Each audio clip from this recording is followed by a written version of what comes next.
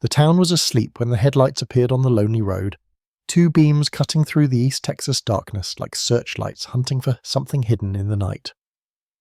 It was March 24th, 1946. Spring had come to Texarkana, straddling the border between Texas and Arkansas, a town split down the middle by a state line that ran through the post office, a place where you could stand with one foot in each state and where the law was as divided as the geography. The war had ended 6 months earlier, soldiers had come home, and the country was trying to remember what peace felt like after 4 years of darkness and rationing, and telegraph boys bringing news that broke mothers' hearts.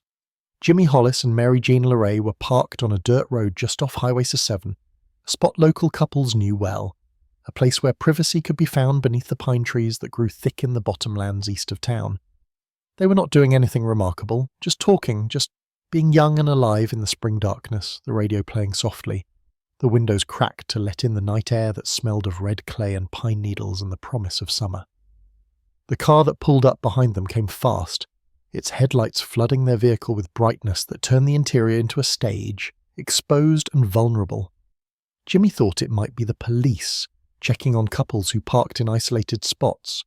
He started to open his door, ready to explain, ready to be respectful to whatever deputy had found them. But it was not the police. The figure that appeared at his window was wearing a white hood, crude holes cut for eyes, the fabric glowing pale in the reflected headlights. The figure held a pistol, pressed it against the glass, and gestured for Jimmy to get out. No words, just the gun and the gesture, and the terrible wrongness of a hooded figure appearing out of the darkness like something from a nightmare made real. What happened next would launch a reign of terror that would grip Texarkana for 3 months, that would leave 5 people dead and 3 wounded, that would bring national attention, and FBI agents and Texas Rangers in a panic that emptied the streets after dark, that would create a legend called the Phantom Killer who struck by moonlight and who was never caught, never identified, never brought to justice despite the largest manhunt in Texas history. The investigation would consume resources, generate thousands of leads, and ultimately yield nothing but questions and theories and the knowledge that somewhere, someone had killed and then had simply stopped, fading back into whatever darkness had produced them, leaving behind only bodies and terror and a mystery that remains unsolved 79 years later.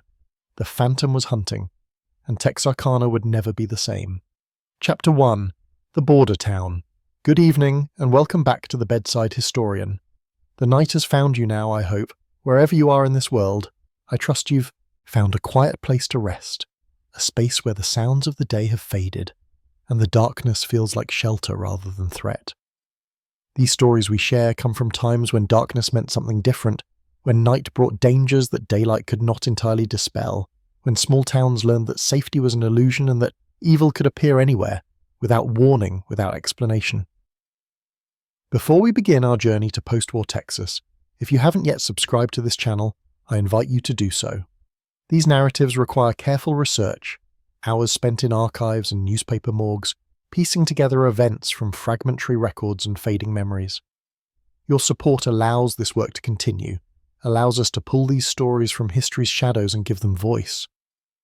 Now then, where are you listening from tonight? What hour finds you? Is it late where you are, the world outside gone quiet and still?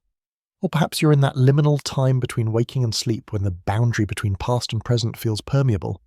Wherever you are, whatever the hour, settle in, let the modern world recede, and let us travel together to 1946, to a town on the Texas-Arkansas border, to a place that was celebrating peace after years of war, to a community that had no idea it was about to become famous for all the wrong reasons. Let us begin in Texarkana. The year is in 46, and winter is giving way to spring. Texarkana was unusual among American cities, a place whose very identity was defined by division. The town straddled the border between Texas and Arkansas, the state line running directly down the center of State Line Avenue, the main thoroughfare that served as the commercial heart of both communities. Technically, there were 2 Texarkanas, Texarkana, Texas, and Texarkana, Arkansas, each with its own government, its own police force, its own municipal services. But in practice, residents have thought of it as the single town, moved freely between the 2 sides, shopped and worked and socialized without much consideration of which state they were in at any given moment. The division created peculiarities. The federal building housed a post office with entrances on both sides, allowing residents to mail letters from whichever state they preferred. Businesses on State Line Avenue often had one wall in Texas and another in Arkansas, requiring them to navigate two sets of tax laws and regulations.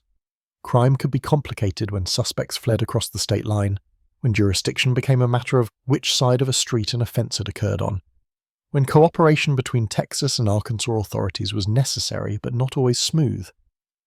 The population in 1946 was approximately 52,000 people combined between both cities, though the boundaries were somewhat fluid and the count depended on how you defined the metropolitan area. It was large enough to support multiple theatres, department stores, restaurants, and hotels, but small enough that everybody seemed to know everybody, that gossip travelled fast, that privacy was difficult to maintain. The economy was based on railroad transportation. Texarkana was a major junction point where multiple rail lines met, and on the timber and cotton industries that dominated northeast Texas and southwest Arkansas. The war had been good to Texarkana in economic terms, though of course it had been terrible in the ways war is always terrible, in the boys who had not come home, in the families who had received telegrams that began, "The Secretary of War desires me to express his deep regret." But the war industries had brought employment. The Red River Army Depot and the Lone Star Army ammunition plant had brought federal money and jobs, and the town had prospered in ways it had not during the Depression years that preceded the war. By 1946 there was work available, money circulating, a sense of optimism about the future that came from having survived the worst and emerging on the other side intact. The soldiers were coming home throughout late 1945 and early 1946, returning to lives that had been suspended, to girlfriends who had waited and some who had not, to jobs that had been held for them or that no longer existed, to a country that was trying to figure out what peacetime looked like after 4 years of total war. The returning veterans changed Texarkana's atmosphere, added youth and energy and purchasing power, created demand for housing and consumer goods that had been scarce during rationing. The economy was booming, or beginning to boom, and there was a collective sense that the hard times were over, that prosperity and normalcy were returning. The social structure was typical of a southern town in the 1940s, which meant it was rigidly segregated, with black residents confined to specific neighborhoods, excluded from most public facilities and businesses, subject to both legal discrimination and informal enforcement of racial boundaries that everyone understood even when they were not codified in law. The war had begun to crack these structures. Black soldiers had served and had expected their service to mean something, had returned with experiences and perspectives that made the old arrangements seem less natural and more intolerable. But in 1946 the changes were mostly potential rather than actual, tensions building beneath a surface that still looked calm to those who benefited from the existing order. The downtown area on both sides of State Line Avenue was thriving, lined with stores that sold clothing and hardware and furniture, with cafes and diners that served chicken fried steak and coffee, with movie theaters showing the latest Hollywood films, with barbershops and beauty salons and insurance offices and lawyers' offices occupying second-floor spaces above street-level retail.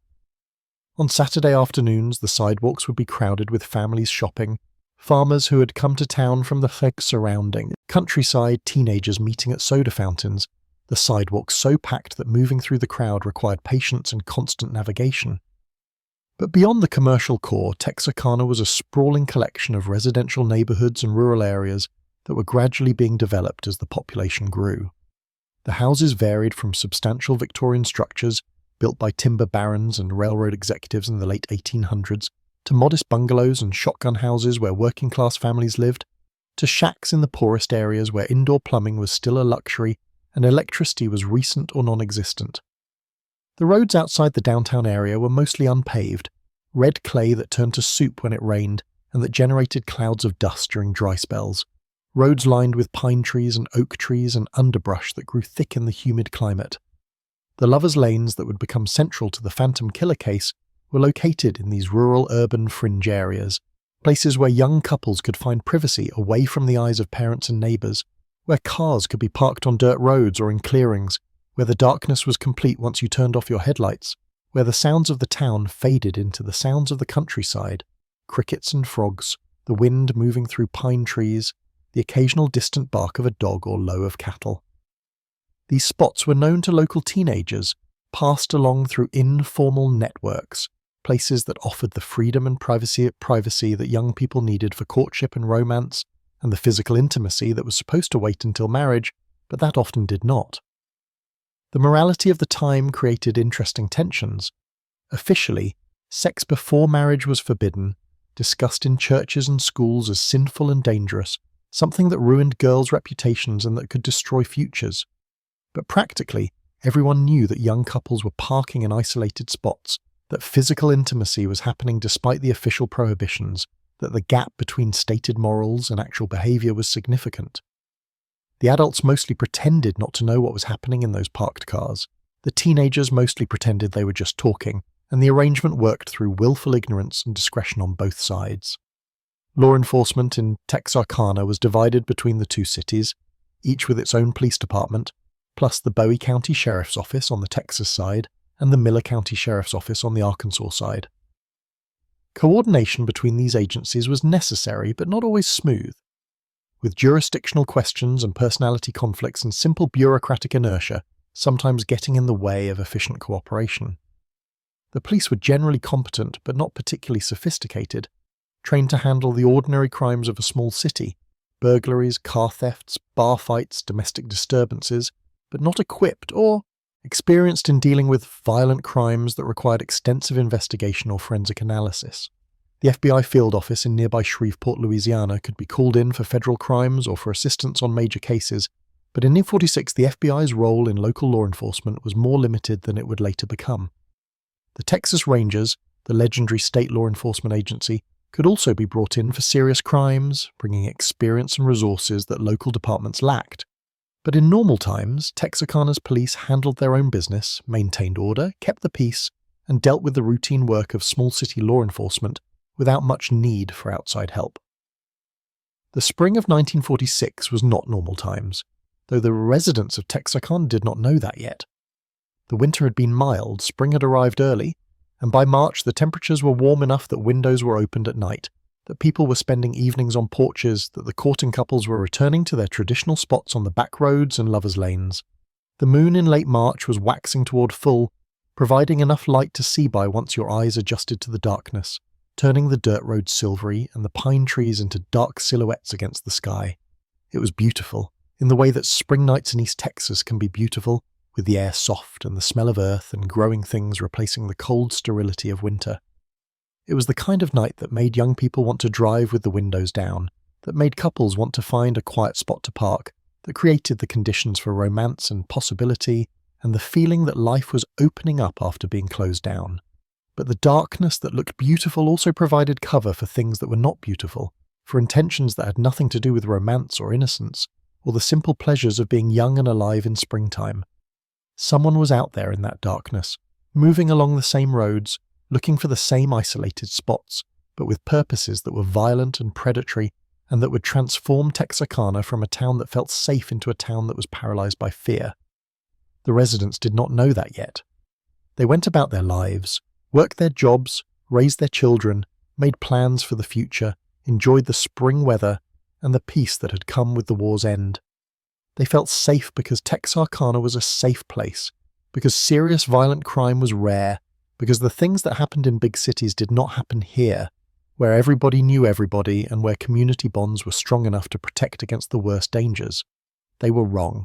Safety was an illusion, and that illusion was about to be shattered in ways that would never be entirely repaired, that would leave scars on the community that would persist for generations, that would create a legend and a mystery that would define Texarkana more thoroughly than anything else in its history. The Phantom was coming, and Texarkana, peaceful and prosperous and confident in its security, had no idea what was about to happen, no warning that the spring of 1946 would be remembered not for its beauty but for its terror, not for the end of war, but for the beginning of a nightmare that would never fully end because it would never be solved, never be explained, never be closed by the arrest and conviction and punishment of the person who had brought death and fear to a town that had thought itself immune to such things. The lovers' lanes were waiting, the couples were parking, the moon was rising, and somewhere in that same darkness, someone else was hunting, was searching for victims, was about to begin a series of attacks that would escalate from assault to murder, that would occur in a pattern that suggested calculation rather than impulse, that would demonstrate sophistication and control and an ability to evade capture that would frustrate the largest manhunt in Texas history. But that knowledge was still ahead, still hidden in a future that the residents of Texarkana in March 1946 could not imagine, could not prepare for, no matter how careful they might try to be. The first attack was only days away, and after it occurred, nothing would ever be quite the same. Chapter 2. The First Attack. Jimmy Hollis was 24 years old, recently discharged from the army, working at a garage in Texarkana, trying to figure out what his civilian life was going to look like after 3 years of service that had taken him to Europe and back. He was not particularly tall or strong or remarkable in appearance, just an ordinary young man trying to establish himself, to earn a living, to maybe find a girl he could marry and start the family that everyone his age was expected to start now that the war was over and normal life could resume. Mary Jeannie LeRae was 19, worked as a waitress, lived with her family, spent her evenings serving coffee and pie to customers at a downtown cafe, saving money for things she wanted but could not quite afford on waitress wages. She was pretty in an understated way, with dark hair and a quiet manner, the kind of girl who did not draw excessive attention, but who was pleasant company, easy to talk to, comfortable to be around. They were not dating seriously, not engaged or exclusive, just two young people who enjoyed each other's company, who had gone to the movies a few times, who had driven around together on evenings when neither had other plans. It was casual, the kind of early courtship that might develop into something more substantial, or might fade away without drama, just a connection between two people trying to figure out their lives in the uncertain period after the war ended. On the evening of March 24th, they'd gone to a movie at the Paramount Theatre, had watched whatever film was showing that week, had emerged into the spring darkness around 9:30 when the show let out. They had driven around for a while, talking, listening to the radio, not ready to go home yet, not wanting the evening to end. Jimmy had suggested they drive out to one of the spots where couples parked, a place on Richmond Road just off Highway 67, a dirt turnoff that led into a clearing surrounded by pine trees, far enough from town to be private but close enough to be convenient. They had parked around 10:30, left the engine running so the radio would play, cracked the windows to let in the night air that smelled of pine and earth and the damp from recent rain. They were talking, just talking, not doing anything that would have scandalized their parents, just enjoying the privacy and the quiet and the simple pleasure of being away from crowds and obligations. The moon was nearly full, bright enough that the clearing was visible in silvery light, the pine trees casting long shadows that moved slightly in the breeze. The headlights appeared suddenly, a car pulling into the clearing behind them, stopping perhaps 20 feet away, its beams flooding Jimmy's car with light that made the interior suddenly bright and exposed.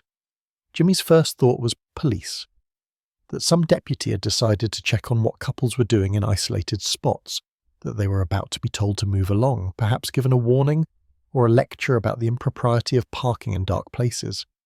He was embarrassed, but not particularly worried. They had not been doing anything wrong, not really, and even if the officer was stern, they would just apologize and leave, and that would be the end of it. He opened his door, preparing to step out to show respect to whatever lawman had found them, to explain they had just been talking. But the figure that approached was not wearing a uniform. The figure was wearing what looked like a white hood, crude and improvised, with holes cut for eyes, the fabric glowing pale in the reflected headlights. The figure was holding a pistol, a large revolver, holding it steady and pointing it directly at Jimmy's face. Jimmy froze, his mind trying to process what he was seeing, trying to make sense of something that did not make sense, that looked like it belonged in a nightmare or a Ku Klux Klan rally, not on a lover's lane outside Texarkana on a spring night in 1946. The figure gestured with the gun, a clear command to get out of the car, no words spoken, just the gesture and the weapon and the terrible wrongness of the hooded face. Jimmy got out slowly, raising his hands, trying to show he was not a threat, trying to communicate submission and compliance. The figure stepped back slightly, maintaining distance, keeping the gun trained on Jimmy's chest. Still no words.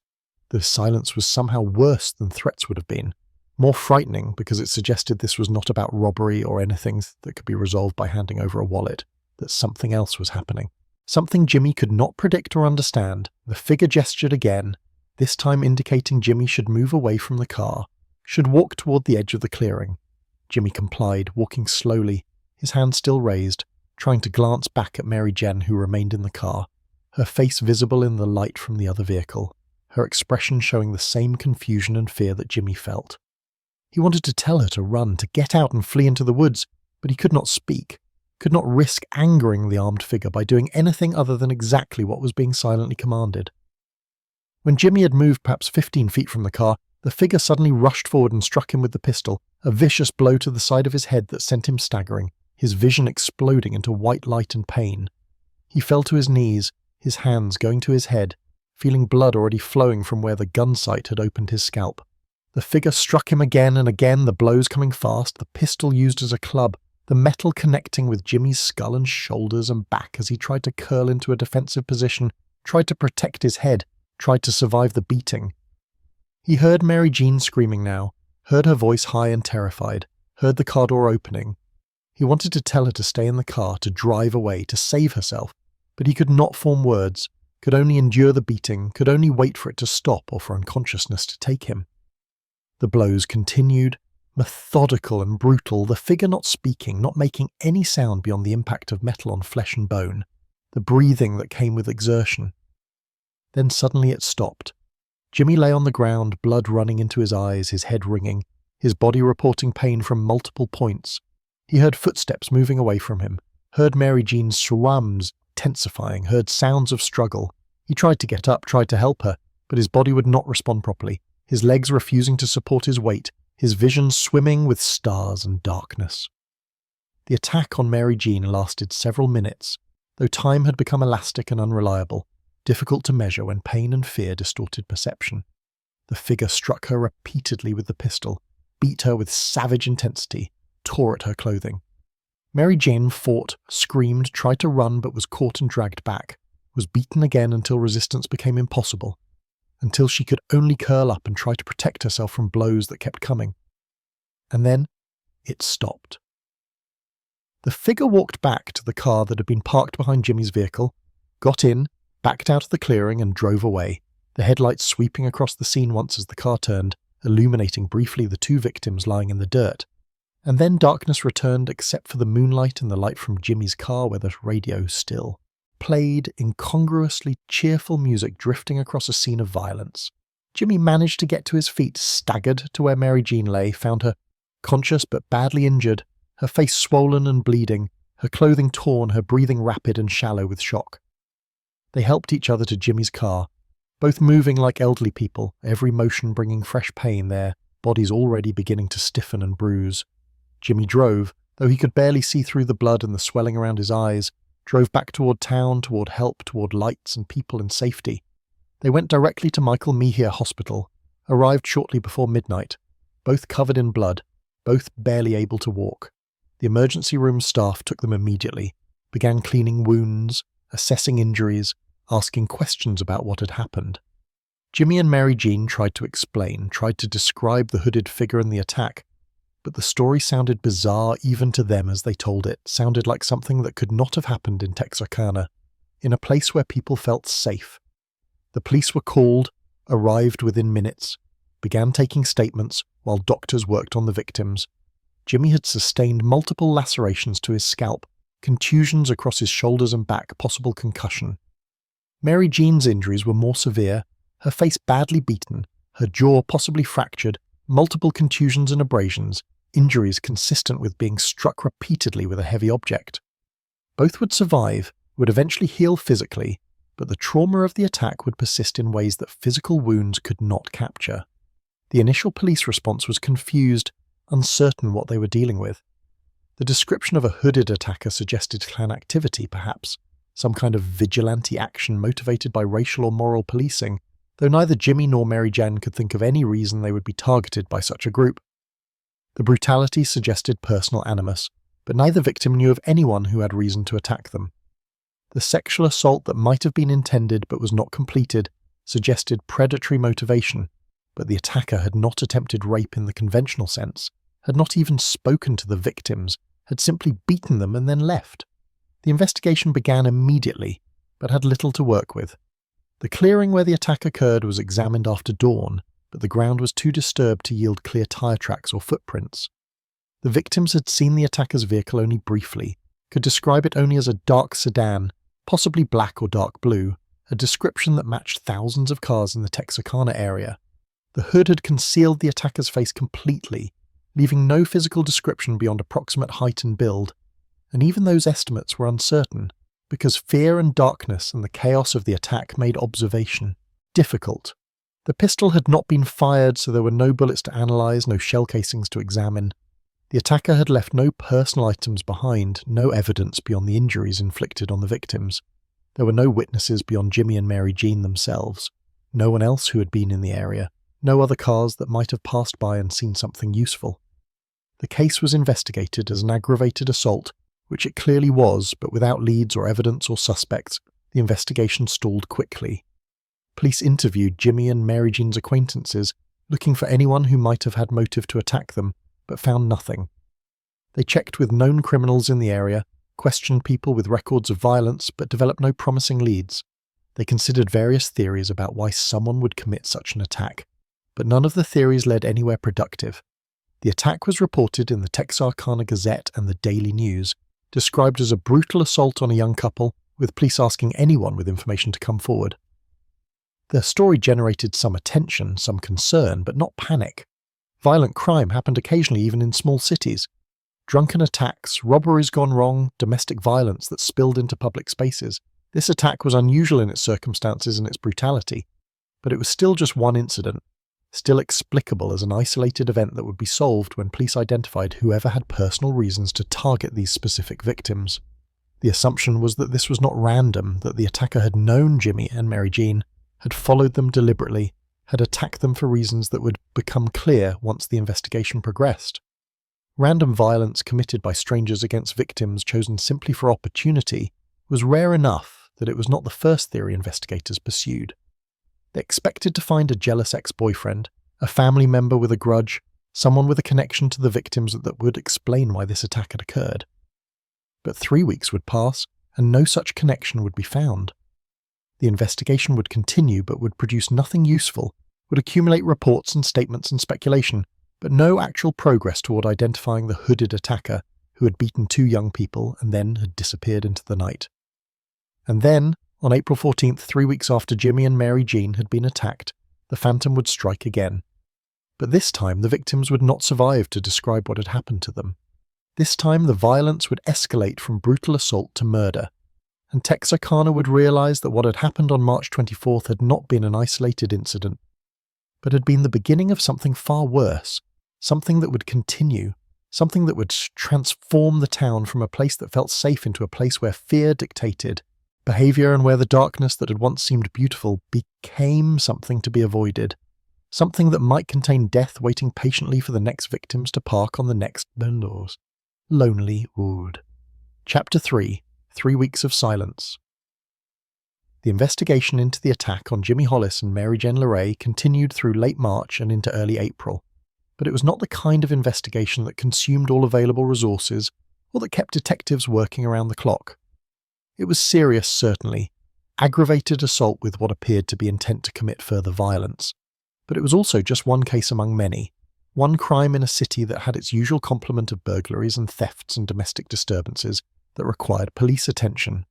The lead investigator was Tillman Johnson, a deputy with the Bowie County Sheriff's Office, a competent lawman who had been with the department for 15 years, who knew Texarkana and its criminal element as well as anyone, who had solved numerous cases through patient work and careful attention to the networks of information and rumor that existed in any small city. Johnson took the case seriously, spent considerable time interviewing the victims, examining the scene, following up on the limited leads that existed, but he was also realistic about the challenges he faced. Without physical evidence, without witnesses beyond the victims themselves, without any clear motive or connection between the attacker and the attacked, the investigation was reduced to questioning people who might have seen something, who might have heard something, who might know someone who matched the vague description of a man of average height and build who owned a dark sedan. The description fit too many people to be useful. The questioning produced no promising leads. The investigation, despite Johnson's efforts, was going nowhere. The victims themselves were recovering but were not able to provide additional information beyond what they had stated immediately after the attack. Jimmy Hollis had sustained injuries that would heal, though his scalp bore scars that would be permanent reminders of the night someone had beaten him nearly to death. Mary Jean LeRae's injuries were more severe, her face requiring time to heal, her psychological trauma more profound because the attack on her had been more personal, more sustained, more clearly intended to terrorize rather than simply to harm.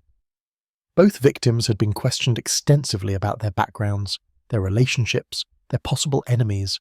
The questions were sometimes uncomfortable, probing into areas that felt invasive, asking whether Mary Jean had rejected anyone's advances, whether Jimmy had conflicts at work, whether either of them had family disputes or financial problems, or any other circumstances that might have motivated someone to commit violence against them. The questions yielded nothing useful, only the repeated insistence from both victims that they had no idea who had attacked them or why. The theory that gained the most traction in the investigation was that the attacker had been someone who knew Mary Jean, who had been obsessed with her or rejected by her, who had followed her and Jimmy to the lover's lane and had attacked them in a fit of jealous rage. This theory had the advantage of providing motive and of explaining why the attack had been so brutal, why the attacker had focused particular violence on Mary Jean. But the theory could not be proven because no candidate for the jealous attacker could be identified. Mary Jean insisted she had no rejected suitors, no ex-boyfriends who might harbour resentment, no one in her life who had shown inappropriate interest or who had reacted badly to her dating other people. The white hood bothered investigators because it suggested ritual or symbolism, because it evoked the Ku Klux Klan or other groups that used masks and costumes to create fear and to conceal identity. But the Klan in Texas in 1946 was a shadow of what it had been in the 20s, was no longer a significant force in most communities, and there was no evidence of Klan activity in Texarkana in the weeks before the attack. The hood might have been simply a practical choice, a way to conceal identity without requiring more sophisticated disguise, a piece of cloth with eye holes cut into it that could be made in minutes and discarded afterward. The silence of the attacker also troubled those who thought carefully about the case. Most criminals talk during their crimes, either to control their victims through verbal commands or to express whatever emotions are driving their actions. Rage tends to be vocal. Robbery involves demands. Even sexual assault typically involves speech, whether threats or attempts at persuasion or simple assertion of power through words. But this attacker had said nothing, had communicated only through gestures and violence, had remained completely silent except for the sounds of breathing and exertion. The silence suggested control, suggested someone who had planned the attack and who knew that speaking might provide information about identity that could be used later for identification. But these observations, while interesting, did not advance the investigation. They suggested the attacker was organized and controlled, but that knowledge did not help identify him.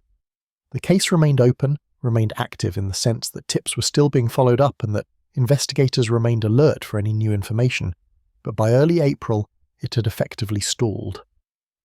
Johnson and the other investigators were no closer to identifying the attacker than they had been on the night of March 24th. The case was becoming cold, joining the small percentage of crimes that were never solved, that remained mysteries, not because investigators were incompetent, but because some crimes simply did not generate enough evidence to allow for identification of perpetrators.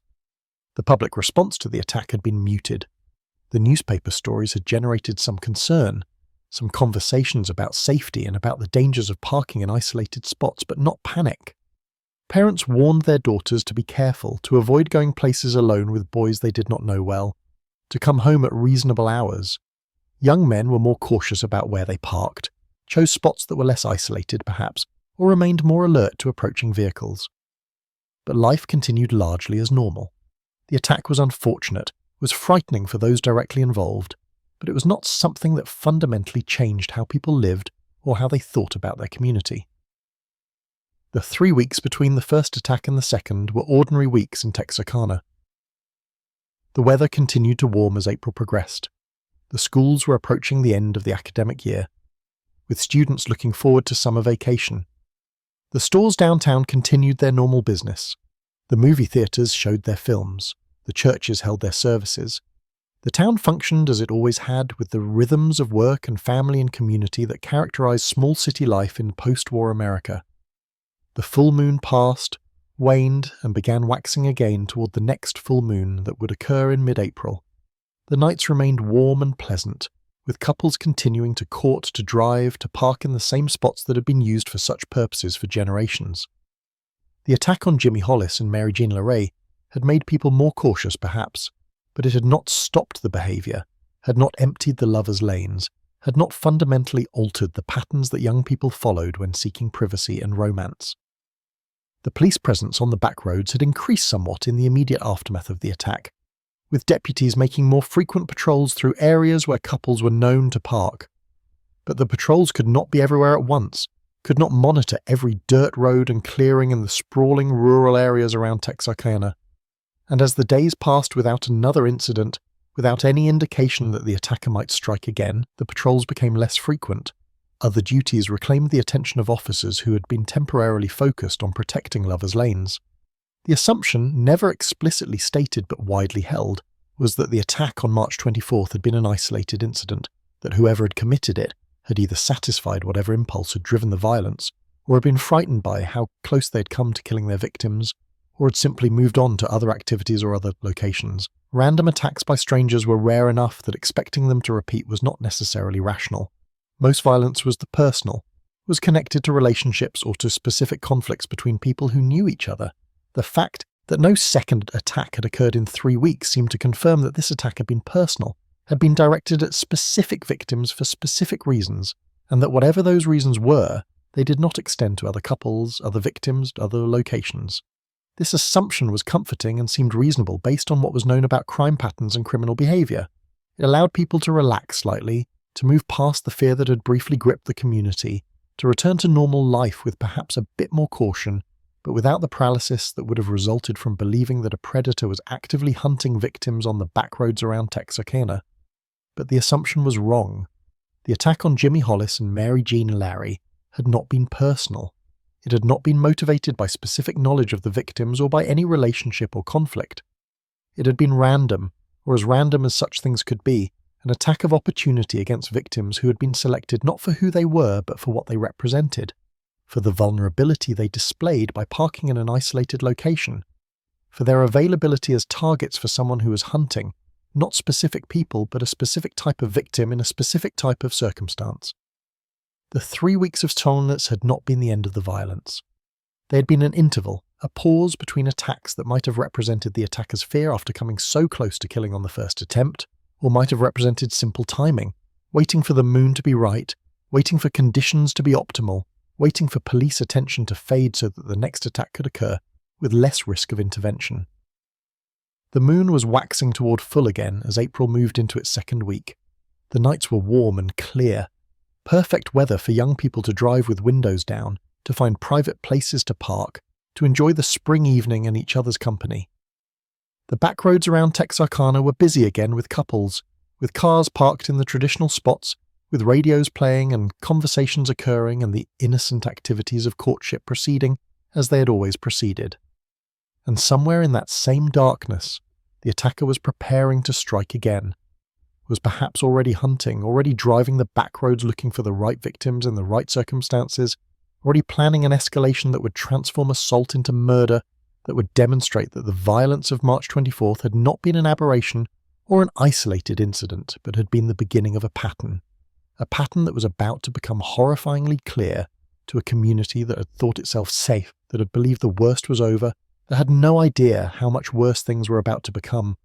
The silence had been deceptive, had created false security, had allowed people to believe that danger had passed when in fact danger had simply been waiting, had been dormant but not gone, had been preparing for a resumption of violence that would be more terrible than the first attack because this time the victims would not survive to tell what had happened to them, would not live to provide descriptions or testimony, would be found dead in circumstances that would make clear the attack on Jimmy Hollis and Mary Jean Larry had been a beginning rather than an isolated event. April 14th was approaching.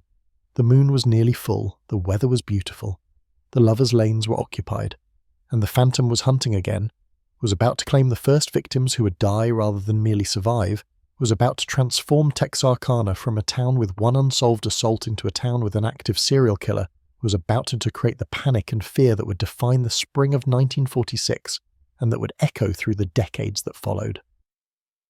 The 3 weeks of silence were ending, and when they ended, when the next attack occurred, when the bodies were discovered and the evidence was examined, and the realization set in that this was not isolated and not over, Texarkana would change fundamentally, would become a different kind of place, would lose the innocence and the sense of security that had characterized it before the Phantom had begun his work.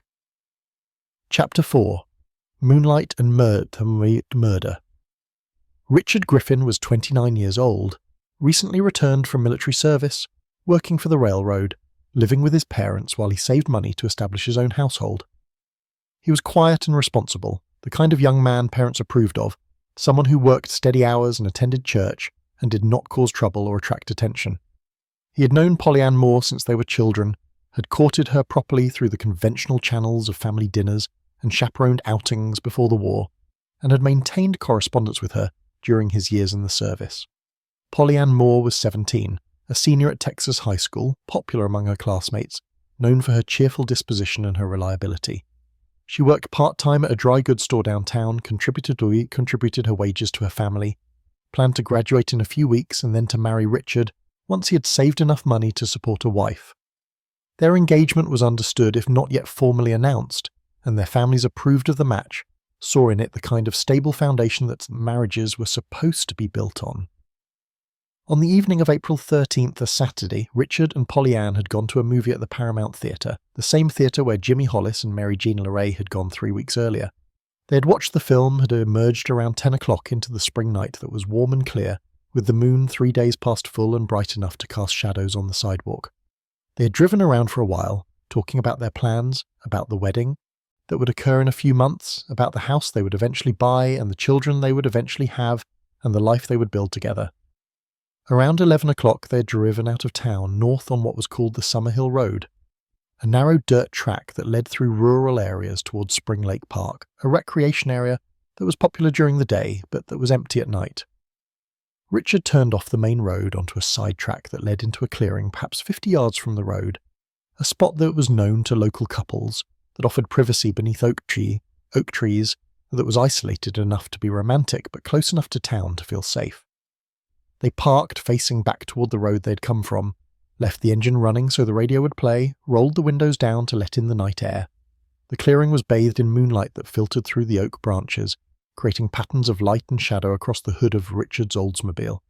They were not doing anything remarkable, just sitting together, talking quietly, listening to music that drifted from the radio, enjoying the privacy and the warmth and the simple pleasure of being together without the oversight of parents or the constraints of public behaviour. They did not hear the other vehicle approach because the radio was playing and because whoever was driving had cut their engine and rolled silently down the slight grade of the road, coasting to a stop behind Richard's car, close enough that leaving would require backing up or turning around in the narrow clearing. The first indication Richard and Polly Ann had that they were not alone was when the headlights of the other vehicle suddenly switched on, flooding the interior of the Oldsmobile with light that turned the romantic darkness into exposed brightness.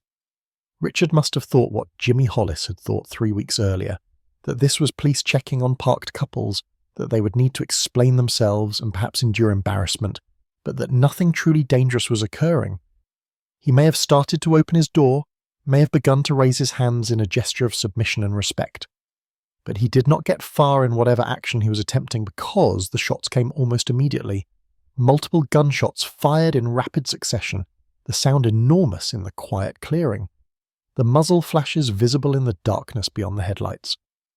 The first shot struck Richard in the back of the head, entered at the base of the skull, travelled upward through the brain, killing him instantly or near instantly, his body slumping forward against the steering wheel.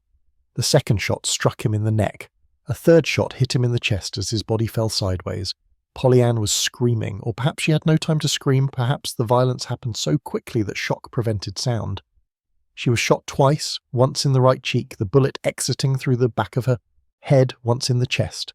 The shooting took perhaps 10 seconds, perhaps less, a burst of violence so rapid and so overwhelming that neither victim had time to react, to flee, to do anything except die. The shooter moved forward after the gunfire stopped, approached the car carefully, checked that both victims were dead or incapacitated, then set about arranging the scene with care that suggested this was not frenzy or panic, but something more controlled. Richard's body was moved, positioned so that he lay on his back in the front seat. Polly Ann's body was likewise arranged, placed in a specific position that investigators would later recognize as staged, rather than natural. The positioning had sexual overtones, suggested mockery or ritual, indicated the killer was spending time with the bodies after death was doing something beyond the simple act of murder. The killer did not take the car, did not steal anything of obvious value, left Richard's wallet and Polly Ann's purse untouched. The motive was not robbery. The motive was something else, something that involved not just killing but arranging, creating a scene, making the murders into a kind of performance or statement whose meaning was unclear but whose deliberateness was unmistakable. When the killer was satisfied with whatever had been done to the bodies, satisfied with the scene, the other vehicle backed away from the clearing, turned on the road and drove away into the night, leaving behind 2 dead teenagers and a crime scene that would baffle investigators and that would make clear to everyone in Texarkana that the attack 3 weeks earlier had not been isolated, had not been personal, had been the beginning of something far worse. The bodies were discovered Sunday morning by a couple who had driven out to Spring Lake Park for an early picnic, who had passed the clearing and had seen Richard's car still parked there, had seen that something was wrong with how it sat, had investigated and had found the horror inside. They drove immediately to the nearest telephone, called the police, returned to the clearing to wait for authorities, both of them badly shaken, both of them struggling to process what they had seen. Tillman Johnson arrived at the scene within 30 minutes of the call, accompanied by other deputies from the Bowie County Sheriff's Office and by officers from the Texas Highway Patrol who had jurisdiction over crimes occurring on state highways. The clearing was cordoned off immediately, though much of the scene had already been contaminated by the couple who had discovered the bodies and by the first responding officers who had examined the vehicle before proper protocols could be established. The bodies were photographed in place, documenting the positions in which they had been found, preserving the scene before the coroner arrived to examine the victims and before the bodies were moved to the mortuary for autopsy. The photographs would later prove important because they showed clearly that the bodies had been positioned deliberately, that the scene had been staged, that this was not simply a double murder but a double murder with additional elements that suggested the killer had remained at the scene after the shooting, had spent time arranging the victims in ways that served some purpose that was not immediately apparent. The autopsy conducted later that day by Dr. R.C. McClellan confirmed what was obvious from visual examination. Both victims had been shot multiple times with what appeared to be a .22 caliber weapon, small bore but deadly at close range. Richard Griffin had been shot 4 times, twice in the head, once in the neck, once in the chest. Polly Ann Moore had been shot twice, once in the face, once in the chest. The head wounds had been fatal, would have caused nearly instantaneous death. The other wounds had been inflicted either immediately after death or in the seconds when the victims were dying but not yet dead. The ballistics evidence would prove important. The bullets recovered from the bodies were .22 caliber, fired from a weapon with rifling that left distinctive marks on the projectiles. If a weapon could be found and compared to these bullets, a definitive match could be made that would connect the gun to the murders. But without a suspect, without a weapon to examine, the ballistics evidence was simply information to be filed away, potentially useful in the future but not helpful for the immediate investigation. The scene examination yielded frustratingly little additional evidence. The clearing had been used by many couples over time, was littered with cigarette butts and bottle caps and other debris that could not be reliably connected to the killer. There were tyre tracks, but the ground was too dry to yield clear impressions, and in any case multiple vehicles had been in the clearing over recent days and weeks, making it impossible to determine which tracks might belong to the killer's vehicle.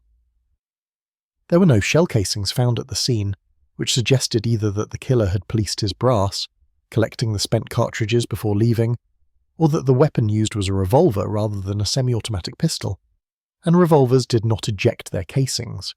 There were no witnesses beyond the victims themselves, and they could not testify. No one had heard the gunshots, or if they had not recognized them as gunshots rather than as firecrackers, or car backfires, or any of the other sounds that might occur in rural areas on a Saturday night. The killer had chosen his location well, had selected a spot that was isolated enough that violence could occur without being observed, without anyone being close enough to intervene or to provide descriptions, or to note vehicle information that might lead to identification. The connection to the March 24th attack on Jimmy Hollis and Mary Jean LeRae was immediately apparent to Tillman Johnson. The pattern was too similar to be coincidental. Couples on lovers' lanes, attacks occurring late at night, victims who had been to movies earlier in the evening, the moonlight nearly full in both cases, the isolation of the locations, the violence directed at both victims, the apparent lack of robbery as motive. The stage quality of the attacks with the March incident involving the white hood and the prolonged beating, and this incident involving the careful positioning of bodies after death.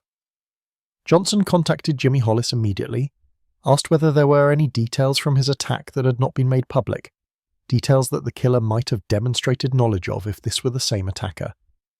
Jimmy described the complete silence of his attacker, the fact that no words had been spoken, that communication had been entirely through gestures and violence. Johnson asked the couple who had discovered Richard and Polly Ann's bodies whether they had disturbed anything before police arrived, whether they had noticed anything unusual beyond the bodies themselves. They described the positioning, which they had found disturbing even before they fully understood what they were looking at, described how the bodies had seemed arranged rather than naturally fallen. The conclusion was unavoidable. This was the same attacker. The person who had assaulted Jimmy Hollis and Mary Jane LeRae had struck again, had escalated from assault to murder, had demonstrated that the violence 3 weeks earlier had been a beginning rather than an isolated incident. And if the attacker had struck twice, 3 weeks apart, there was no reason to believe the attacks would stop now. This was not a crime of passion or a personal vendetta. This was a predator who was hunting couples on lovers' lanes, who was selecting victims based on opportunity rather than identity, who had now killed and who would likely kill again if not stopped.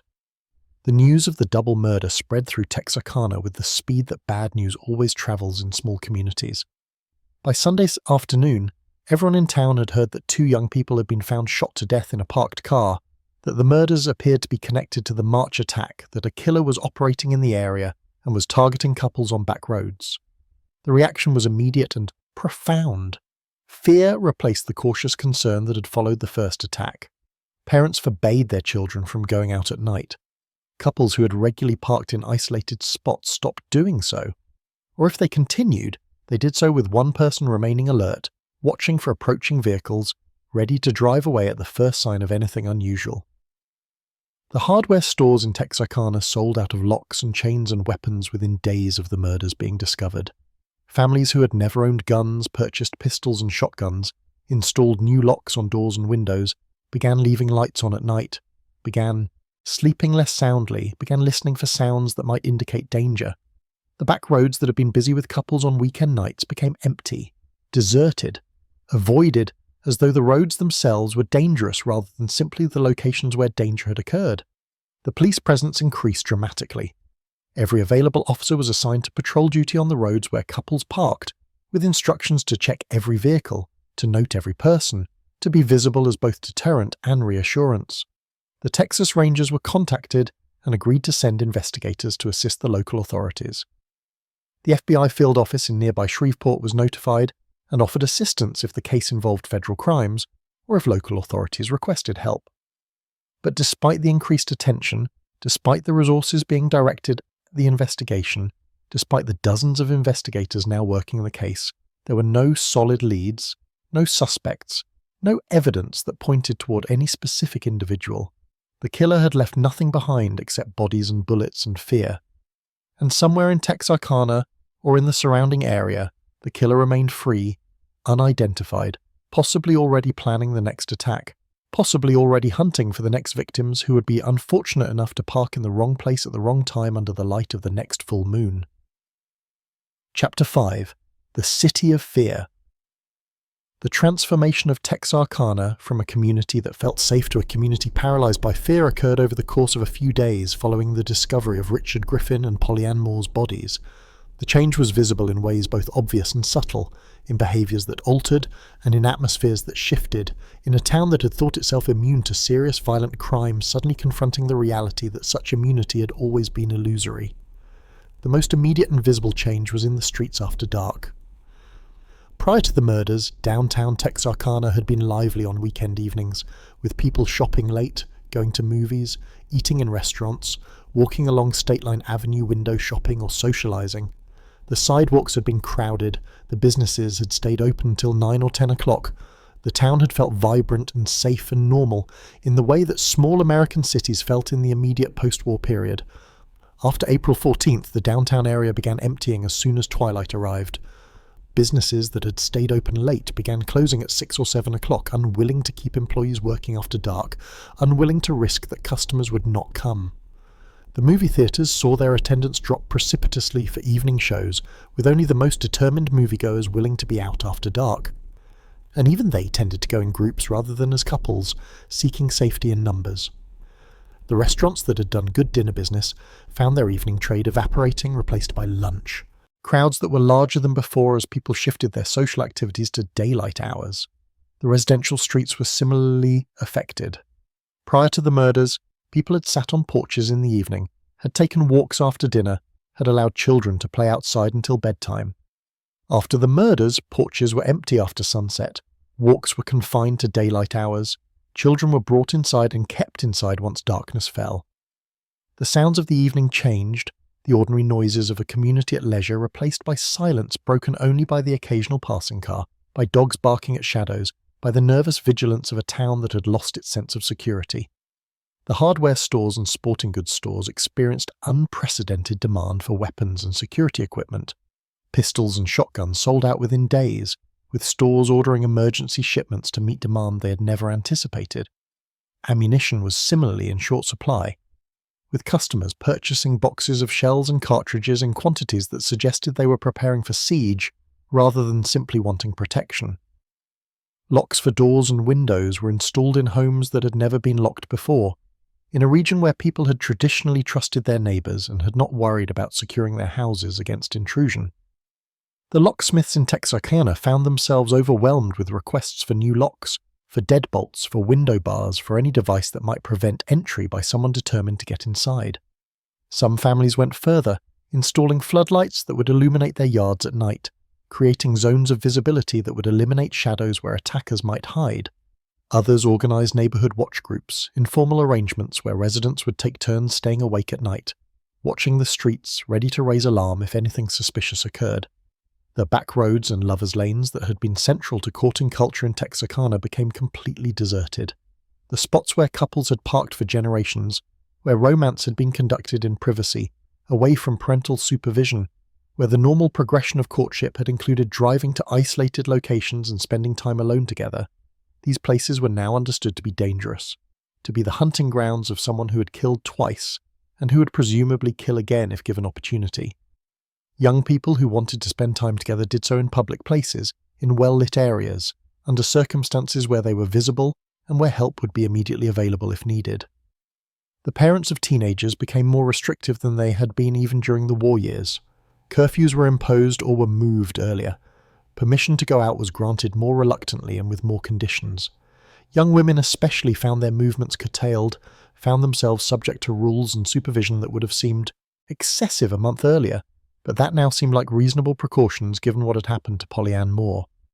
The understanding that daughters needed protection, that the world was dangerous for young women, that parents had responsibility to keep their children safe. These considerations overrode concerns about fairness or about allowing appropriate freedom for young people learning to be independent. The police were everywhere and nowhere simultaneously. The increased patrols meant that the officers were more visible, more present on the streets and roads, but the sheer size of the area that needed to be monitored meant that effective coverage was impossible. Texarkana and its surrounding areas sprawled across hundreds of square miles, included countless backroads and isolated spots, encompassed territory that dozens of officers could not adequately patrol even if they worked every hour of every day.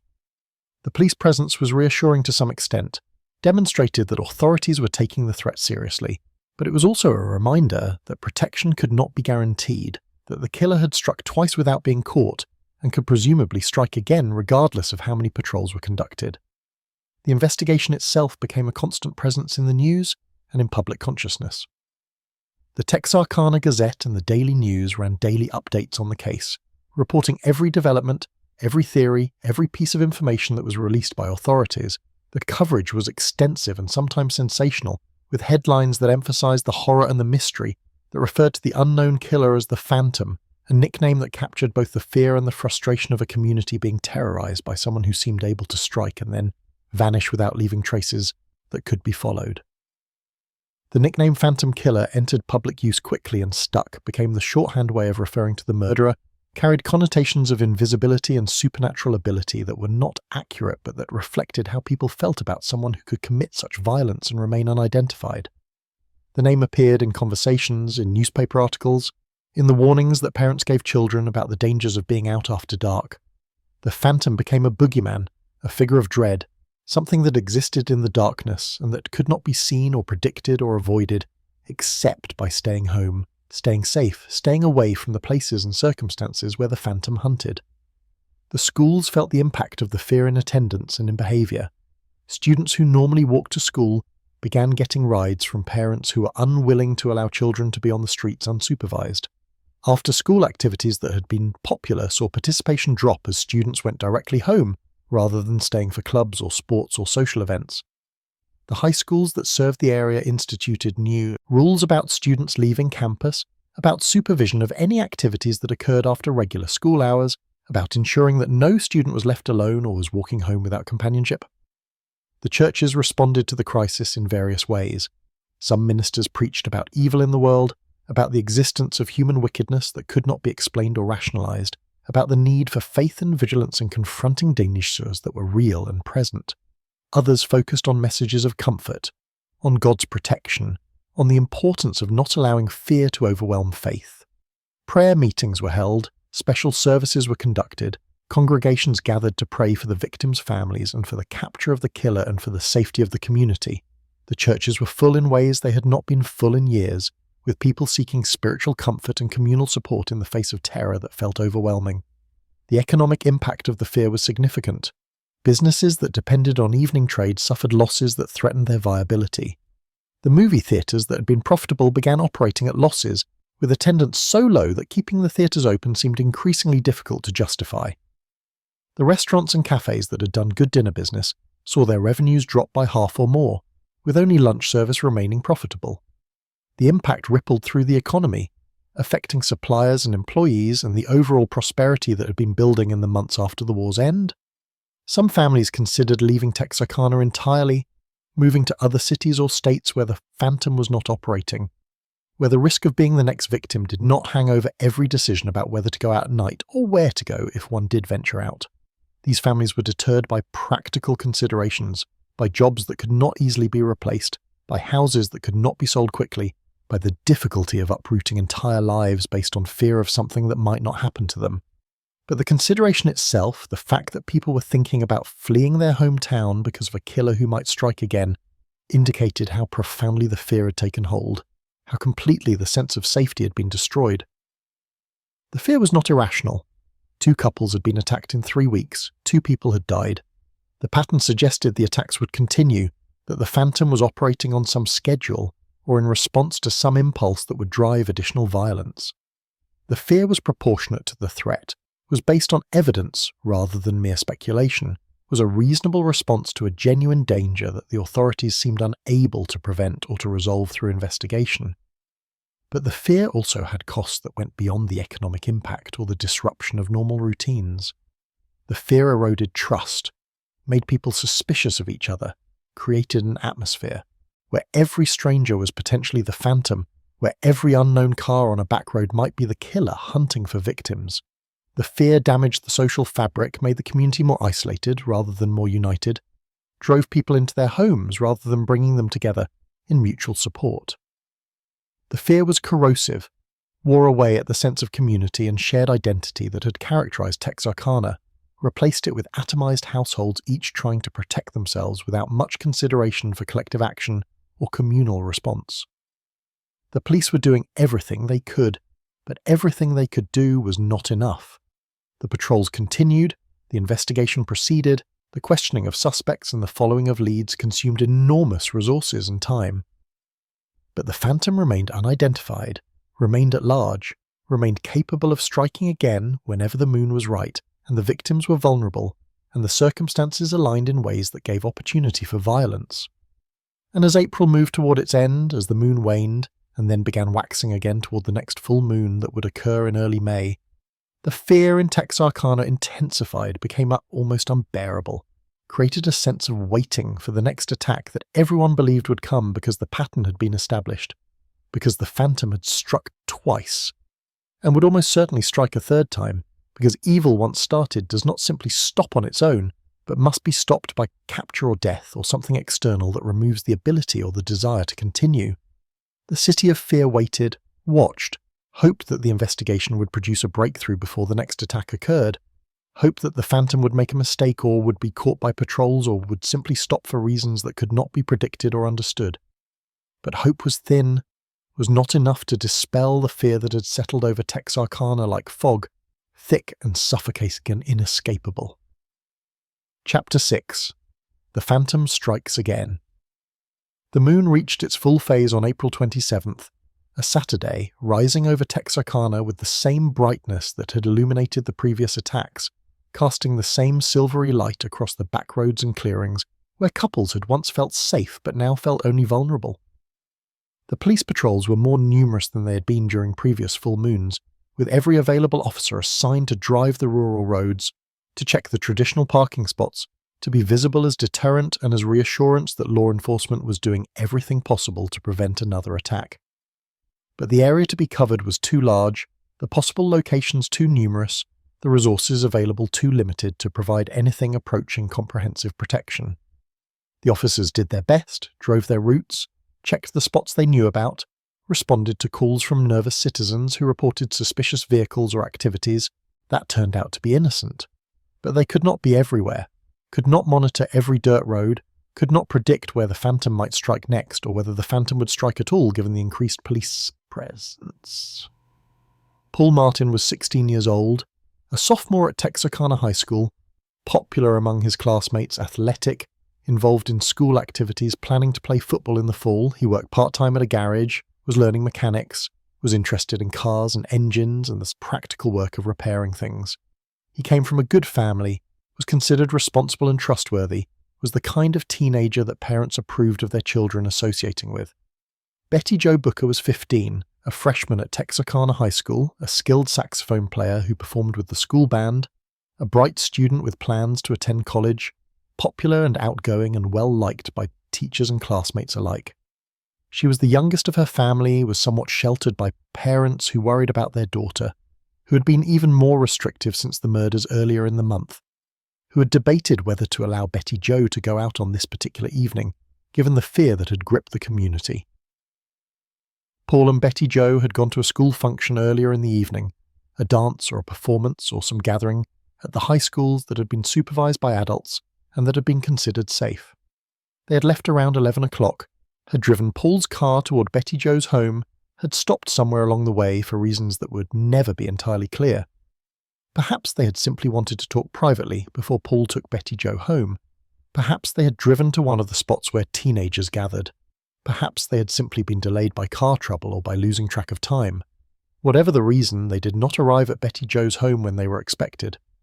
Her parents began to worry by midnight, called Paul's parents to ask whether the teenagers had gone there, learned that they had not.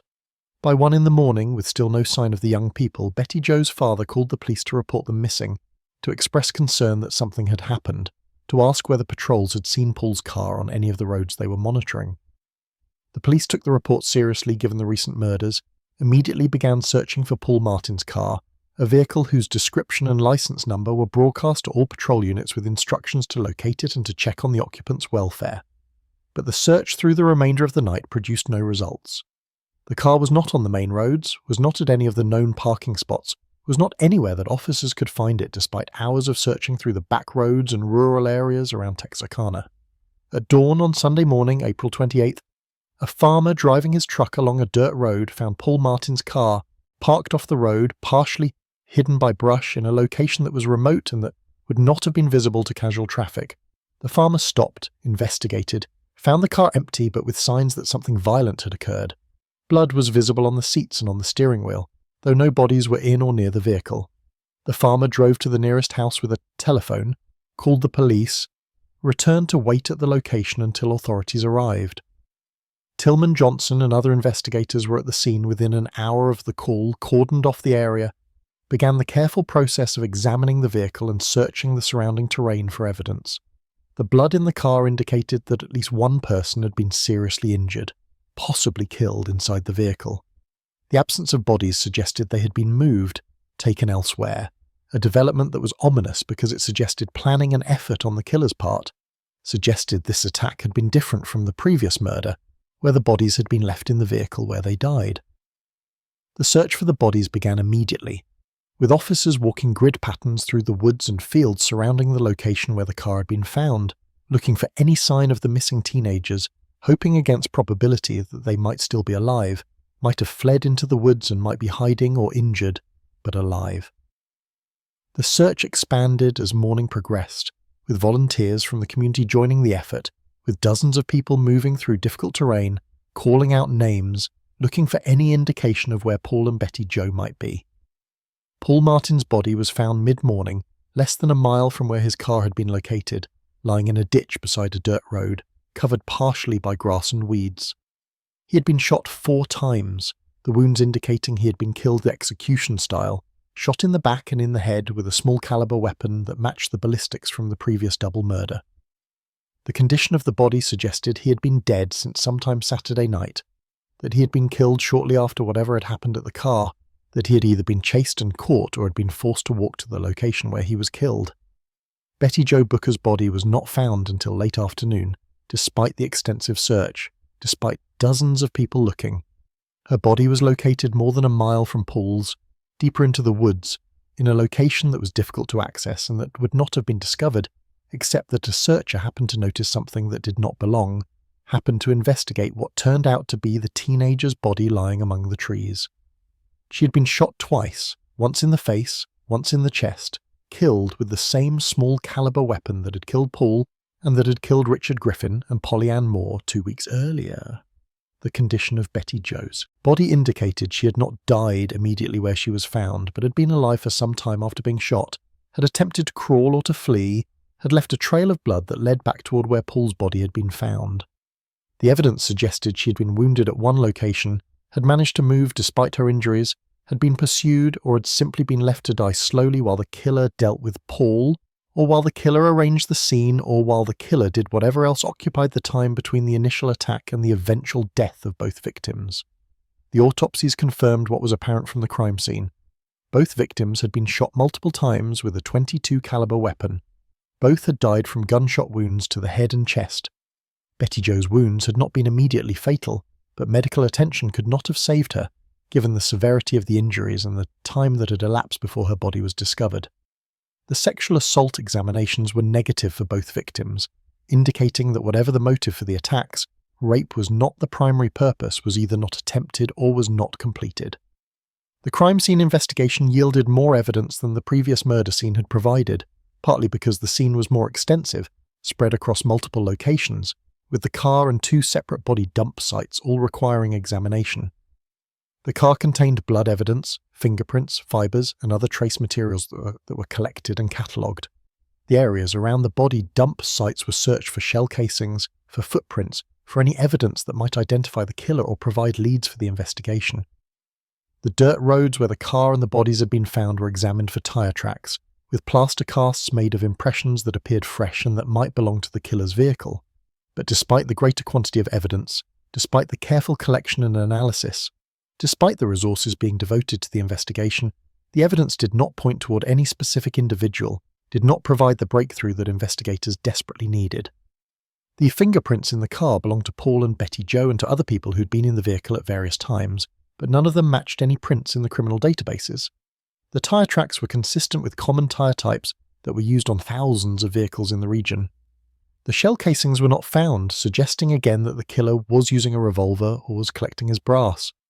The witness statements from people who'd been on the road Saturday night described various vehicles and various people, but nothing that stood out as definitively suspicious or that could be connected to the murders. The community reaction to the third attack was more intense than the reaction to the second had been, because the pattern was now unmistakable, because the phantom was clearly continuing to kill, because the police patrols and the increased vigilance had not prevented another double murder from occurring. The fear that had gripped Texarkana after the second attack intensified into something approaching panic, with people genuinely terrified to go anywhere after dark, with some families boarding up windows and preparing to defend their homes against attack, with rumours spreading that the phantom could be anyone, could be your neighbour, could be someone you saw every day without suspecting them of being capable of such violence. The pressure on law enforcement became enormous. The newspapers demanded action, demanded that the killer be caught, demanded that authorities explain why 3 weeks and 4 murders had produced no arrests and apparently no promising leads. The public demanded the same, attended meetings at which officials tried to reassure them while being honest about the challenges the investigation faced. The governor of Texas was contacted, was asked to declare a state of emergency, to deploy additional resources, to do something that would demonstrate the state was taking seriously the threat facing Texarkana. The Texas Rangers increased their presence, sent additional investigators, brought expertise in tracking and in crime scene analysis, contributed resources and experience that the local authorities lacked. The FBI became more actively involved, assigned agents to work full-time on the case, provided access to federal databases and to laboratory facilities that could analyze evidence with greater sophistication than local facilities could manage. The investigation became a multi-jurisdictional effort, with local, state, and federal authorities all working together in ways that were not always smooth, but that represented the best efforts of multiple agencies to solve crimes that seemed unsolvable. But the Phantom remained free, remained unidentified, remained capable of striking again. And as April ended and May began, as the full moon passed and began waning again, the question on everyone's mind was not whether the Phantom would kill again, but when, and whether the next victims would be found before the killer claimed more lives from a community that was already traumatized, already changed forever by violence that seemed to come from nowhere, and that left behind only bodies and questions, and a fear that no amount of police presence could entirely dispel. Chapter 7. The Final Night. The pattern had been established clearly enough that anyone paying attention could have predicted when the next attack might occur. The full moon cycles, the 3-week intervals, the targeting of couples in isolated locations, all of these elements suggested a killer who operated according to some internal schedule or external trigger that was related to the moon's phases and to the opportunities those bright nights provided for hunting victims who could be seen clearly enough to be stalked and ambaged. The May full moon would occur on May the 3rd, a Friday, and as that date approached, the tension in Texarkana became almost unbearable. The waiting for what seemed inevitable, creating an atmosphere of dread that permeated every aspect of community life.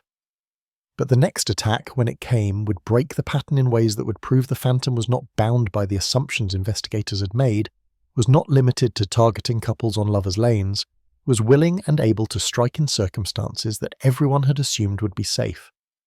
The attack would occur not on a back road but inside a home, not to a young couple but to a married couple in their own house, demonstrating that nowhere was truly safe, that the Phantom's violence could extend beyond the narrow parameters that had defined the previous attacks. Virgil Starks was 37 years old, a farmer who worked land he owned near the small community of Miller's Crossroads, about 10 miles northeast of Texarkana on the Arkansas side of the state line. He was well regarded in the community, known as a hard worker and a good neighbor, someone who helped others when help was needed and who minded his own business otherwise. He had been married to Katie Starks for 15 years, had built a comfortable life through steady work and careful management of resources, had established himself as a solid citizen in the rural area where families had lived for generations and where everyone knew everyone else's business. Katie Starks was 36, a housewife who maintained their home, helped with farm work when needed, participated in community activities and church functions, lived the kind of life that was typical for farm wives in rural Arkansas in 1946. She and Virgil had no children, whether by choice or by circumstance was not something they discussed publicly, but they seemed content with each other, seemed to have built a marriage that worked, that provided satisfaction and stability, even if it was not particularly exciting or dramatic. Their house was a modest frame structure, white-painted wood with a front porch, situated perhaps 50 yards back from the road, surrounded by fields that Virgil cultivated, and by scattered trees that provided some shade during summer heat. The house had electricity but no telephone, a situation that was common in rural areas where telephone lines had not yet been extended to every house. Farm, where communication with the outside world required either driving to a neighbour's house or to town to use a public phone. The isolation that came from this lack of immediate communication was something rural families accepted as normal, as simply part of living in the countryside away from the conveniences of town. On the evening of May the 3rd, Virgil and Katie Starks were at home, following their normal routine. They had eaten dinner, had cleaned up afterward, had settled into the living room where Virgil read the newspaper and Katie worked on some sewing and them. Radio playing softly, providing music and news and the companionship of voices from distant cities. The windows were open to let in the spring air, with screens to keep out insects, but nothing more substantial because crime was not something they worried about, because their home had never been broken into, because the rural area where they lived felt safe in ways that Texarkana itself no longer felt after the murders that had terrorized the town. The moon was full, bright enough that the fields outside were visible in silvery light, bright enough that someone approaching the house would be able to see clearly, would be able to move with confidence rather than stumbling in darkness. The hour was late, approaching midnight, but neither Virgil nor Katie was particularly concerned about the time. They were night people, often stayed up late, had no reason to go to bed early when morning work could wait until after sunrise. The first shot came without warning, fired through the window from outside, the glass shattering and the bullet striking Virgil in the back of the head as he sat in his chair reading. He slumped forward, killed instantly, or nearly so, the newspaper falling from his hands, his body going limp with the sudden catastrophic damage to his brain. Katie screamed, jumped from her chair, ran toward Virgil before she understood what had happened, before she realized that the sound had been a gunshot and that someone was shooting into their house. The second shot came seconds after the first, fired through the same window, missing Katie as she moved across the room, but striking the wall behind where she had been sitting. The third shot followed almost immediately, this one hitting Katie in the jaw, the bullet entering her left cheek and exiting through her neck, causing massive trauma but not immediately fatal damage. She fell, blood pouring from the wound, her hand going to her face in instinctive attempt to stop the bleeding, her mind struggling to process what was happening, why someone was shooting at them, what she needed to do to survive. She could not scream any more because her jaw was shattered, her mouth filling with blood that she choked on, her breathing becoming difficult as the wound in her neck compromised her airway. But she could move, could crawl, could try to get away from the windows where the shots were coming from, could try to reach safety even though she did not know where safety might be, when someone was outside the house with a gun and when Virgil was dead or dying and when she was alone except for the shooter who might come inside at any moment. Katie crawled toward the back of the house, leaving a trail of blood across the floor, moving as quickly as her wounded body would allow, trying to reach the bedroom where she might be able to lock the door, might be able to hide, might be able to survive long enough for help to arrive, though she had no way to call for help and no reason to believe anyone would know what was happening at the isolated farmhouse. The shooting had stopped temporarily, no more shots coming through the windows, but Katie could not know whether the shooter had left or was simply pausing, was reloading, or was moving to a different position, or was preparing to enter the house to finish what had been started. She reached the bedroom, pulled herself up onto the bed, her strength fading as blood loss and shock began to take their toll. She could hear sounds from the front of the house now, sounds that might have been footsteps on the porch, sounds that might have been the front door being tested, sounds that suggested the shooter was attempting to gain entry. She lay on the bed, unable to do anything more, unable to move further, waiting for whatever would happen next, praying that the shooter would leave, that help would somehow arrive, that she would survive this nightmare that had shattered her peaceful evening and had killed her husband and had left her bleeding and broken in her own bedroom. The sounds from the front of the house stopped. Silence returned except for the sound of Katie's laboured breathing, the wet sounds of blood and damaged tissue, the pounding of her heart that seemed impossibly loud in the quiet farmhouse. Minutes passed, each one lasting forever, each one bringing either closer to death from blood loss or closer to rescue that had not yet arrived. Katie remained conscious despite her injuries, remained aware, remained terrified that the shooter would return and would come into the bedroom, would finish what had been started. But the shooter did not come. The house remained silent except for the sounds Katie made.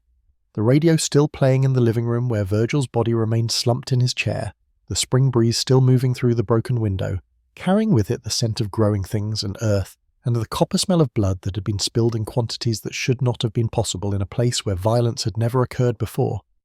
Katie waited, unable to move, unable to call for help, losing consciousness periodically and then regaining it, the cycle repeating as her body tried to cope with trauma that was almost overwhelming. Dawn was still hours away, help was miles distant, and she was alone except for her dead husband and the possibility that the shooter was still outside, still watching, still waiting for reasons that Katie could not understand and that would haunt her for the rest of her life if she survived the night. The Starks' house sat isolated in the darkness, the broken window marking where violence had entered a home that had been safe, where a pattern had been broken, where the phantom had demonstrated that the assumptions everyone had made were wrong. that the lovers' lanes were not the only hunting grounds, that married couples in their own homes were not safe, that nowhere and no one was beyond the reach of someone who killed without apparent motive and who vanished after each attack as though made of shadow rather than flesh. Virgil Starks was dead, shot through the head while reading his newspaper, killed without warning, without opportunity to defend himself or his wife, without ever knowing that danger had approached his home.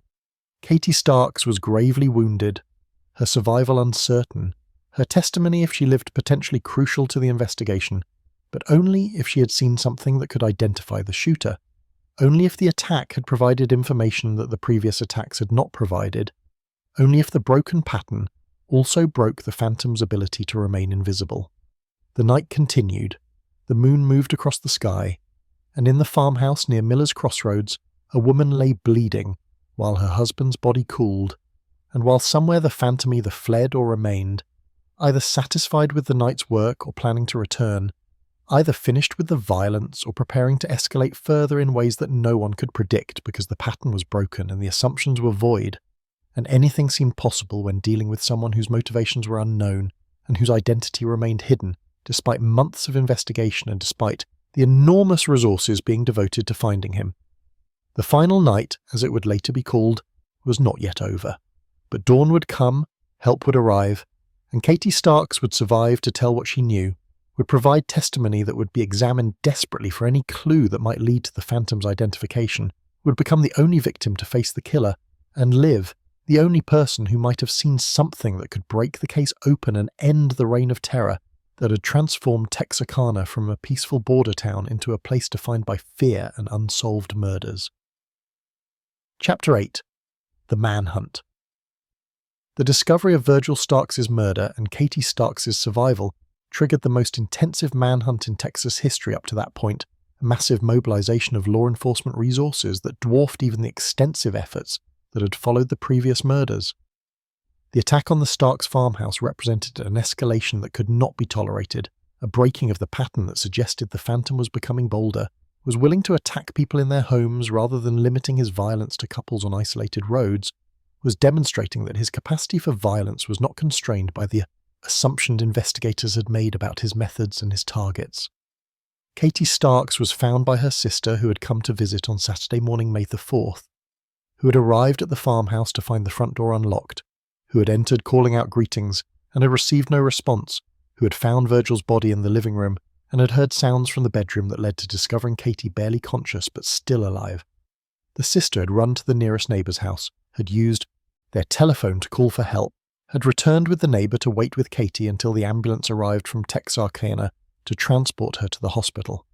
Katie underwent emergency surgery to repair the damage to her jaw and neck, the surgeons working for hours to stop the bleeding, to reconstruct the shattered bone, to stabilise her condition enough that she might survive the massive trauma she had sustained. The prognosis was uncertain initially, with doctors unwilling to predict whether she would live or die, whether she would regain consciousness, whether she would be able to speak if she did survive. But Katie was strong, had the constitution of someone who had lived a hard-working life on a farm, had the will to survive that sometimes makes the difference when injuries are severe enough that medical intervention alone is insufficient. She regained consciousness on Sunday, was able to communicate through written notes since speaking was impossible given her injuries, was able to provide some information about the attack though. Her memory was fragmentary and her observations had been limited by the suddenness and chaos of the violence. She had not seen the shooter clearly, had only glimpsed a figure outside the window in the moments after Virgil was shot, had seen enough to determine that it was a man, but not enough to provide a detailed description. She could not describe his height or build with certainty, could not say what he was wearing, could not provide anything that would definitively identify him beyond the fact that he had been outside their window with a gun and had shot into their house without warning or apparent provocation. The crime scene at the Starks farmhouse was examined with extraordinary care, with investigators spending days going over every inch of the property, looking for any evidence that might have been left by the shooter. The area around the window where the shots had been fired was examined for footprints, with several partial impressions found in the soft earth that suggested the shooter had stood in one location for some time, had perhaps been watching the house before opening fire, had waited for the right moment or the right positioning of the victims before shooting. Plaster casts were made of the footprints, measurements were taken, the impressions were compared to known shoe types to determine what kind of footwear the shooter had been wearing. The bullets that had struck Virgil and Katie in the walls of the house were recovered and sent for ballistics analysis. The results confirmed what investigators had suspected but had hoped would not be true. The bullets were .22 caliber, fired from the same weapon that had been used in the murders of Richard Griffin, Polly Ann Moore, Paul Martin, and Betty Jo Booker. The distinctive markings on the bullets matched the rifling patterns from the previous crimes, proving beyond doubt that the same gun had been used in all 5 murders, that the same person was responsible for all the attacks, that the phantom who had terrorized Lovers' Lanes had now expanded his hunting grounds to include isolated farmhouses. The ballistics evidence eliminated any remaining possibility that these were unrelated crimes committed by different people, eliminated any hope that the pattern might be coincidental rather than the work of a single killer. The investigation could now focus exclusively on finding one person rather than trying to determine whether multiple perpetrators might be involved. But this certainty provided little comfort when the investigation had already been working on the assumption of a single killer and had made no progress toward identifying him. The FBI involvement increased significantly after the Starks attack, with the Bureau assigning additional agents to work the case full-time, with Director J. Edgar Hoover himself taking personal interest in the investigation and demanding regular updates on progress. The FBI brought resources that local authorities could not match, including access to fingerprint databases that contained millions of prints, to ballistics laboratories that could perform sophisticated analysis, to behavioral analysts who could develop profiles of the killer based on the patterns of violence and the details of the crime scenes. The behavioral analysis produced a profile that investigators found both helpful and frustrating. The killer was likely male, probably white given the racial dynamics of the region and the fact that a black man would have attracted attention moving through white neighborhoods and rural areas. The killer was likely between 20 and 40 years old enough to have the maturity and planning ability demonstrated by the crimes, but young enough to have the physical capability to attack multiple victims and to move through difficult terrain. The killer probably had some military experience given the marksmanship demonstrated in the shootings, the ability to kill with small caliber weapons that required accuracy and shot placement rather than simply overwhelming firepower. The killer was organized rather than disorganized, planned the attacks rather than acting on impulse, selected locations carefully and approached victims methodically. The killer was likely familiar with the Texarkana area, knew the back roads and the Lovers' Lanes and the isolated farmhouses, moved through the region with confidence that suggested local knowledge rather than someone who was new to the area. The killer might have a family, might appear normal in everyday life, might hold a regular job and maintain relationships that gave no indication of the violence he was capable of committing. The profile matched potentially thousands of men in the Texarkana area and the surrounding regions. It narrowed the suspect pool only marginally, eliminated some categories of people but left so many others that it did not provide the breakthrough investigators needed. But the profile was better than nothing, gave investigators some framework for evaluating suspects, allowed them to prioritize certain types of individuals over others when following up on the flood of tips and leads that were coming in from the public. The tips were overwhelming in quantity and mostly useless in quality. The rewards that had been offered for information leading to the killer's capture had motivated hundreds of people to contact authorities with suspicions, accusations, theories, and outright fabrications. Every strange person in the community became a suspect in someone's mind. Every man who behaved oddly, who kept irregular hours, who was antisocial or who seemed too interested in the murders, was reported to police as potentially being the phantom. The investigators followed up on every tip, interviewed every person who was named, checked alibis and backgrounds, and tried to determine whether any of these suspects were actually viable. The vast majority were not. Most were people who had attracted suspicion for reasons that had nothing to do with the murders, who were guilty only of being different or unpopular, or simply unlucky enough to have attracted someone's attention. The interviews were often unpleasant for the suspects, who found themselves questioned aggressively about their whereabouts on specific nights months earlier, who were asked to account for movements and activities that they could not necessarily remember, who were treated as though they were guilty until they could prove innocence, a reversal of the normal presumption that troubled some investigators, but that seemed justified given the urgency of catching a serial killer. Some suspects were held for extended questioning, were essentially detained without formal charges being filed, were kept in jail or in interrogation rooms for days while investigators tried to break them, tried to extract confessions, tried to find any inconsistency in their stories that might indicate guilt. The methods used were sometimes questionable, sometimes crossed lines that would later be recognised as violations of civil rights. But in 1946, the rules governing police interrogation were much looser than they would become in later decades, and the desperation to solve the case led investigators to push boundaries in ways they justified as necessary given the stakes involved.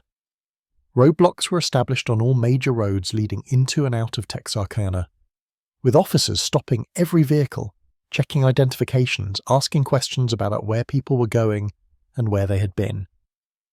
The roadblocks were intended partly as investigative tools, allowing police to observe who was travelling through the area and to potentially catch the killer if he attempted to leave after committing a crime.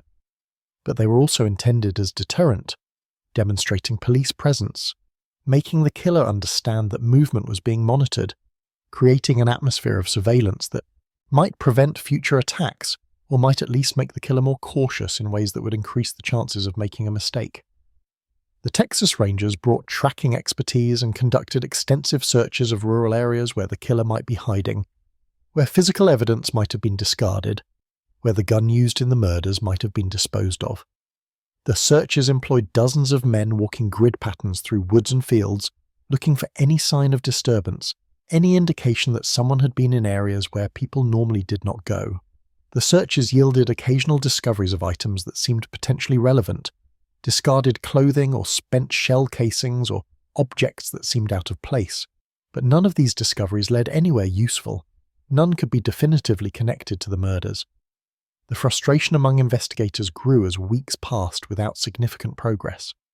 The enormous resources being devoted to the case, the hundreds of man-hours spent following leads and interviewing suspects and searching terrain, the cooperation between multiple agencies at local, state and federal levels, all of this effort was producing vast quantities of information, but no actual breakthrough, no suspect who could not be eliminated, no evidence that pointed toward any specific individual.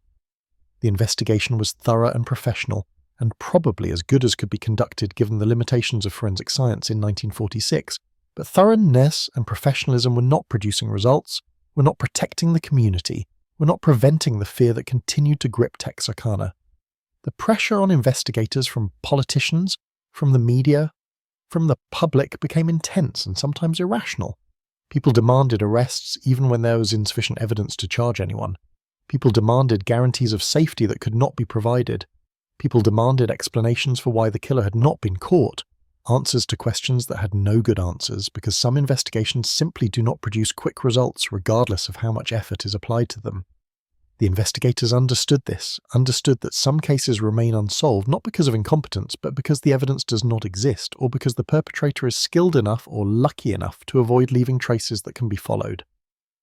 But understanding this did not make the failure less frustrating, did not reduce the sense of obligation to solve the case and bring justice to the victims, did not ease the knowledge that somewhere the phantom remained free, and that the investigation, despite its massive scale, was no closer to identifying him than it had been after the first attack in March. Chapter 9. Suspects and Theories. The investigation into the Phantom Killer generated dozens of serious suspects over the months and years that followed the attacks. Men who were investigated thoroughly, whose backgrounds were examined, whose alibis were checked and rechecked, who for various reasons attracted enough suspicion that investigators devoted significant resources to determining whether they could be connected to the murders. Most were eventually eliminated, cleared through alibis or through evidence that they could not have been in the locations where the attacks occurred, but a few remained subjects of interest. Men who could not be definitively ruled out, who remained possible candidates for being the Phantom, even though the evidence against them was insufficient to support charges or convictions. The most prominent and most controversial suspect was Ewell Swinney, a career criminal who was arrested in July 1946 on car theft charges unrelated to the murders. Swinney was 29 years old at the time of his arrest, had an extensive criminal record that included theft, robbery, and various other property crimes, was known to police as someone who operated on the margins of society, who made his living through illegal activities, who had no legitimate employment and no fixed residence. He was married to a woman named Peggy, who was significantly younger than him and who had her own troubled history, who had been involved in Ewell's criminal activities and who had been arrested alongside him on the car theft charges. What made Swinney a suspect in the phantom killings was not physical evidence or witnesses who placed him at the crime scenes, but rather statements made by his wife Peggy during her interrogation after their arrest. Peggy told investigators that Ewell had committed the murders, provided details about some of the attacks that seemed to match what had actually occurred, described how Ewell had left their residence on the nights of the murders and had returned with blood on his clothing, had become violent and unstable in ways that frightened her, had threatened her with violence if she told anyone what she knew. The interrogation of Peggy Swinney was lengthy and intense, conducted over multiple days by investigators who were desperate for any break in the case and who believed they might finally have found the connection they needed to solve the murders. Peggy's statements were inconsistent in some details, changed over the course of the interrogation in ways that suggested either that she was refining her memory as she spoke, or that she was constructing a narrative based on what investigators wanted to hear. Some of the details she provided matched the known facts of the murders, but other details were wrong or impossible, suggesting her knowledge came from newspaper accounts rather than from direct observation, or from what Ewell had told her. The investigation into Ewell Swinney was exhaustive. His movements on the nights of the murders were traced as carefully as possible given the time that had elapsed, and given that Swinney had no fixed residence and no employment that would have created records of where he was at specific times. Witnesses who had known Swinney were interviewed about his behaviour, his statements, his possession of weapons, his psychological state during the spring of 1946. His known associates were questioned about whether Swinney had said or done anything that might connect him to the murders. The results of this investigation were ambiguous. Swinney could not provide alibis for the nights of the murders that could be verified, which was suspicious but not necessarily incriminating given his lifestyle and the amount of time that had passed. Witnesses described him as violent and unstable, capable of the kind of crimes he was accused of, but this character evidence was not proof of actual involvement in the phantom killings. No physical evidence connected Swinney to any of the crime scenes. No witnesses had seen him in the areas where the attacks occurred. No weapon was found that matched the ballistics evidence from the murders. The case against Swinney rested almost entirely on Peggy's testimony, and Peggy's testimony was problematic in numerous ways. She had obvious motives to lie, including the possibility that cooperating with investigators might result in leniency for her own criminal charges, or that implicating Ewell might free her from a marriage that had been violent and controlling. Her statements had inconsistencies that defense attorneys would have exploited if the case had gone to trial. And most significantly, Texas law at the time prohibited a wife from testifying against her husband in criminal proceedings without his consent, meaning that Peggy's statements could not be used as evidence in court, even if prosecutors believed her and wanted to charge Ewell with the murders. The prosecutors and investigators faced a frustrating dilemma. They believed Swinney was the phantom, or at least they believed he was the strongest suspect they had developed, but they could not prove it and could not bring charges that would be likely to result in conviction. The solution they arrived at was to prosecute Swinney aggressively on the car theft charges, to ensure he received the maximum sentence possible, to effectively imprison him not for the murders but for other crimes in the hope that keeping him incarcerated would at least prevent future attacks, even if it did not bring justice for the murders already committed. Swinney was convicted of car theft and sentenced to life in prison under Texas's habitual criminal statute, which allowed for enhanced sentences for repeat offenders. He served time in various Texas prisons, was eventually released on parole in 1973 after serving nearly 30 years, lived quietly until his death in 1994 without ever being charged with the phantom murders, without ever confessing, without ever providing any resolution to the question of whether he was actually the killer or was simply a convenient suspect onto whom investigators projected their need to solve an unsolvable case. The debate about Swinney's guilt has continued long after his death, with researchers and writers examining the evidence and reaching different conclusions. Some believe he was almost certainly the phantom, that Peggy's testimony, despite its flaws, was essentially accurate, that Swinney had the capability and the criminal background and the lack of alibi that made him the most plausible candidate. Others believe he was a convenient scapegoat, that investigators under enormous pressure to solve the case convinced themselves that Swinney was guilty based on weak evidence and the testimony of a witness whose credibility was questionable, that the real phantom remained unidentified, and that Swinney spent his life in prison for crimes he committed, but not for the murders he was suspected of but never charged with. Other suspects were investigated with varying degrees of thoroughness. a transient who had been in the Texarkana area during the spring of 1946 and who had a history of violence attracted attention, but was eventually eliminated when his whereabouts were verified for some of the murder dates. A local man who had been observed behaving strangely and who had made disturbing statements about the murders was investigated extensively but was cleared when his alibis were confirmed and when no evidence connected him to the crimes. A soldier stationed at the nearby military installations was suspected because of his access to firearms and his familiarity with the area, but was eliminated when military records showed he had been on base during at least one of the attacks. The theories about the Phantom's identity multiplied over the decades as the case remained unsolved, and as researchers and amateur investigators proposed various candidates. Some theories focused on local residents who had died or left the area shortly after the murders, suggesting that the sudden cessation of attacks indicated the killer had either died or relocated, and therefore could not be prosecuted even if his identity were established. Other theories proposed that the killer had been imprisoned for unrelated crimes, and therefore had been removed from circulation in ways that explained why the attacks had stopped. Still other theories suggested the Phantom might have been someone whose position in the community provided cover that prevented suspicion. A police officer, or a prominent citizen, or someone whose social status made it difficult for investigators to seriously consider him as a suspect, even if evidence pointed in his direction. These theories were inherently difficult to prove or disprove, relied on assumptions about corruption or incompetence in the investigation that might or might not be justified, and often said more about the theorists' preconceptions about power and authority than about the actual evidence in the case. The most frustrating aspect of the suspect investigation was that the evidence simply did not point definitively toward any individual. The physical evidence from the crime scenes, while carefully collected and preserved, was not sufficient to identify a specific person. The witness statements from survivors and from people who had been in the areas where attacks occurred were too vague or too contradictory to be useful for identification. The behavioral profile developed by analysts was too broad to narrow the field of suspects to manageable numbers. The investigation had everything except the one thing it needed most, which was a clear connection between a specific individual and the murders, evidence that would survive scrutiny and that would support prosecution.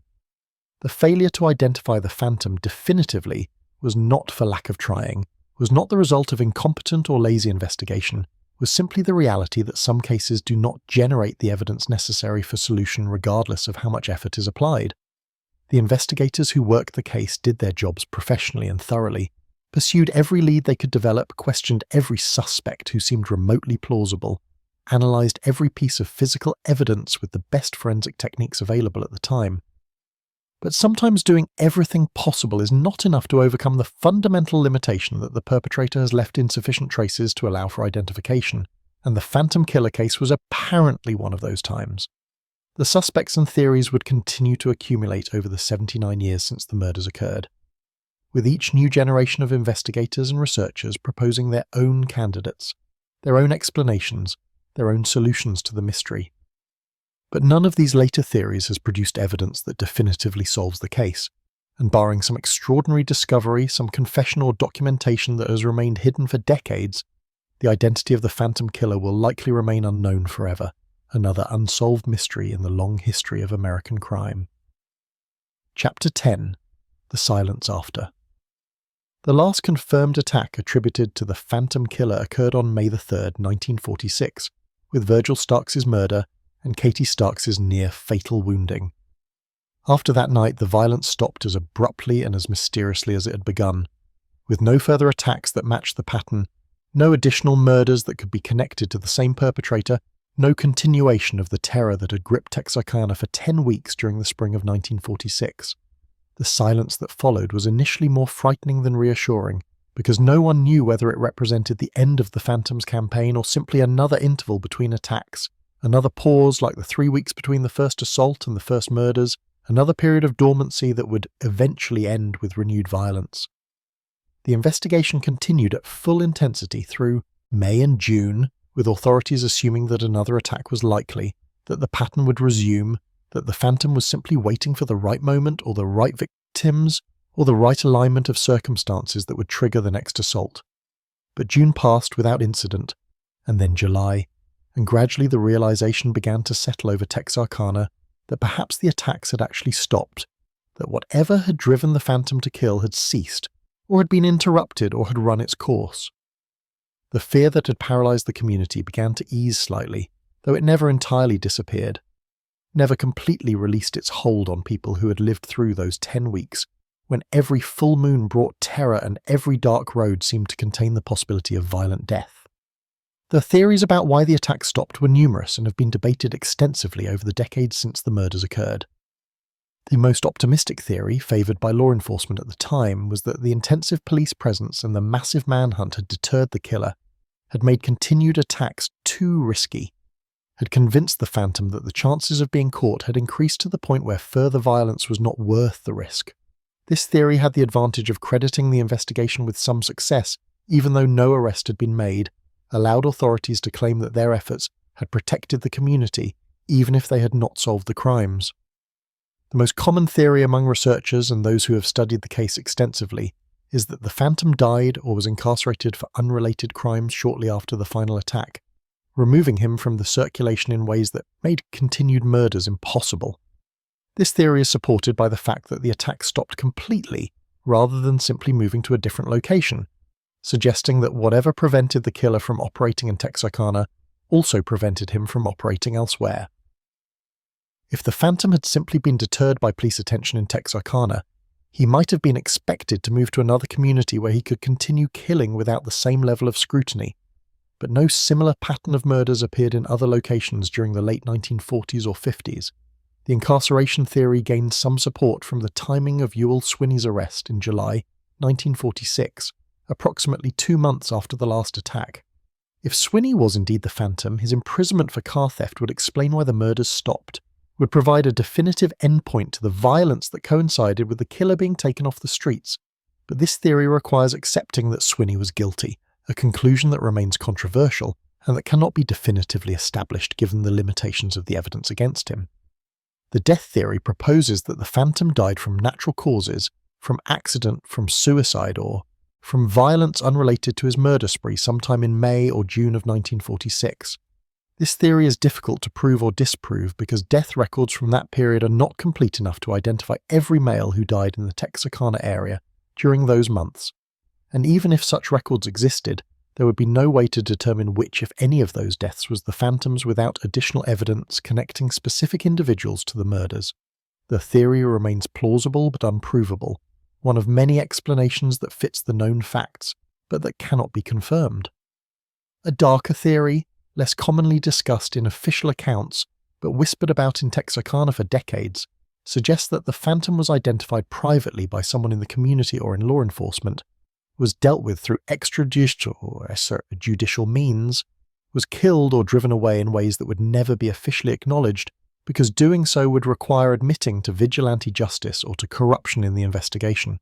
This theory appeals to those who believe that the system failed and that someone took matters into their own hands, but it lacks any concrete evidence and relies on assumptions about cover-ups and conspiracies that are inherently difficult to verify.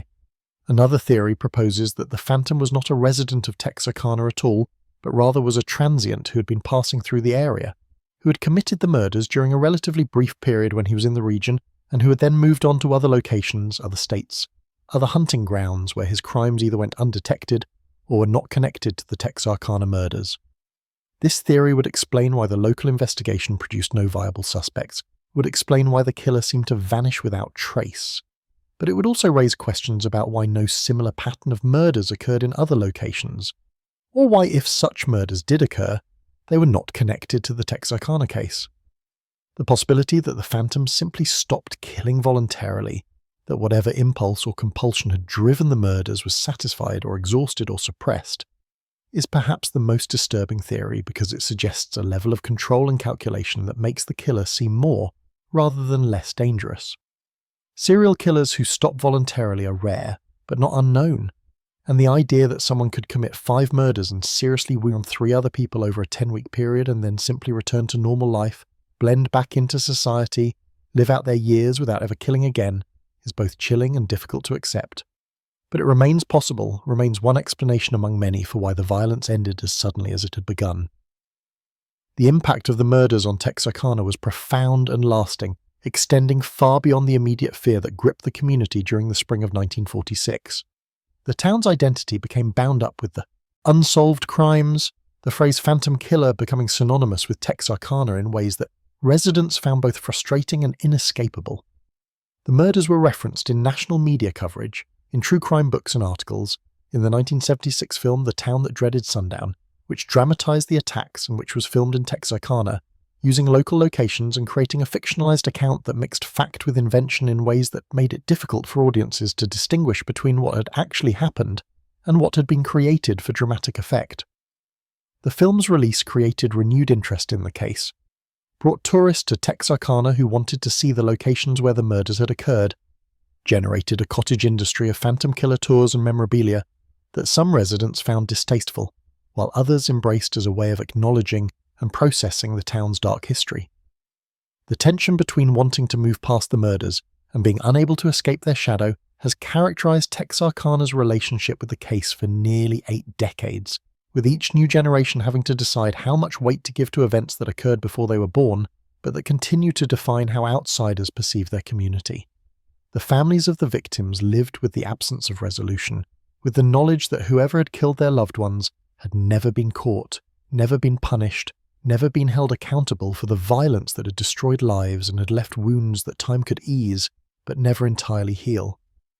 Richard Griffin's family, Polly Ann Moore's family, Paul Martin's family, Betty Jo Booker's family, Virgil Starks's relatives, all of them carried the weight of unanswered questions, of justice denied, of grief that was complicated by the lack of closure that convictions might have provided.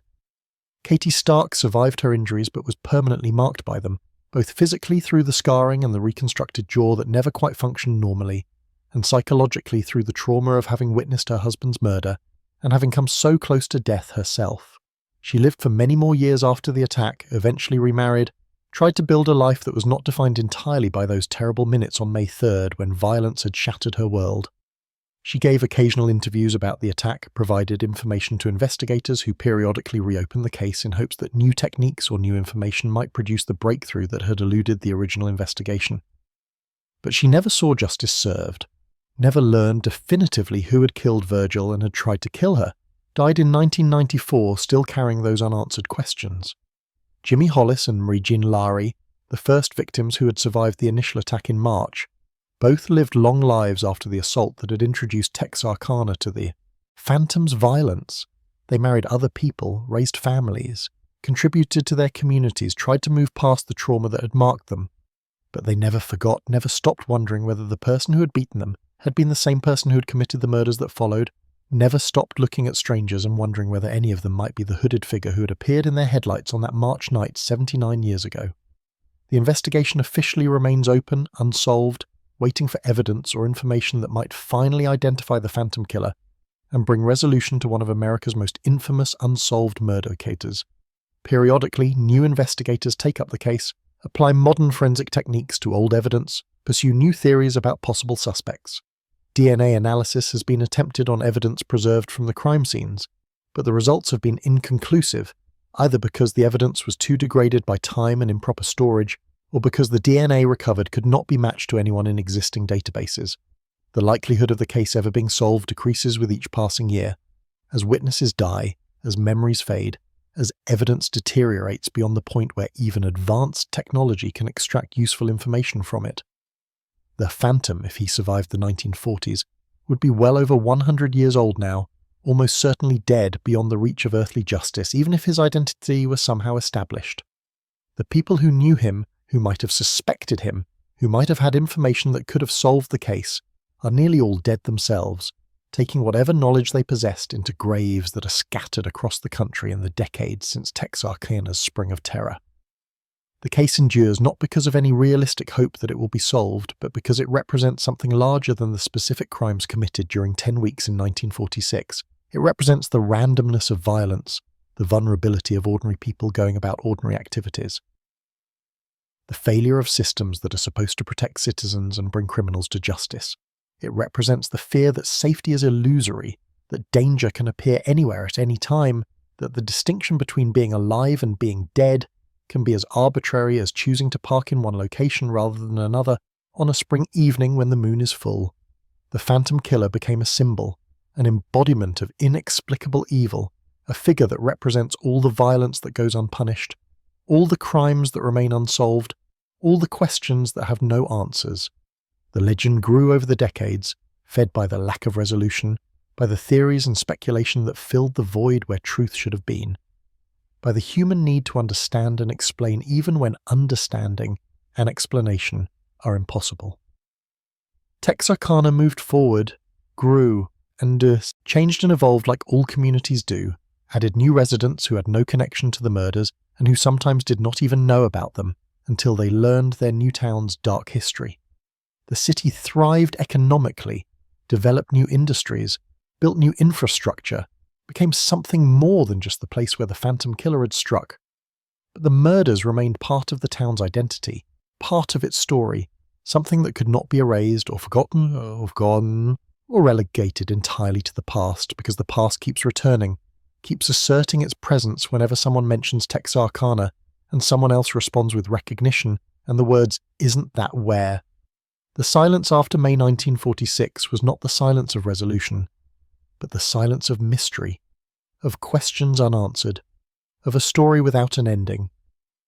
Because the ending was never written, was lost somewhere in the darkness where the phantom vanished after his final attack, carried away by someone who knew the truth but who never spoke it, who took the secret to whatever grave he rests in, or to whatever fate befell him in the years and decades after he stopped killing.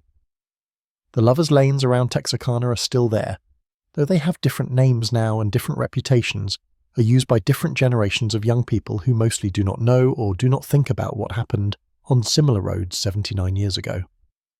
The farmhouse where Virgil and Katie Starks lived, and where violence shattered a quiet evening no longer stands, has been replaced or has fallen into ruin, the land reclaimed by the uses of the present rather than preserved as a memorial to the past.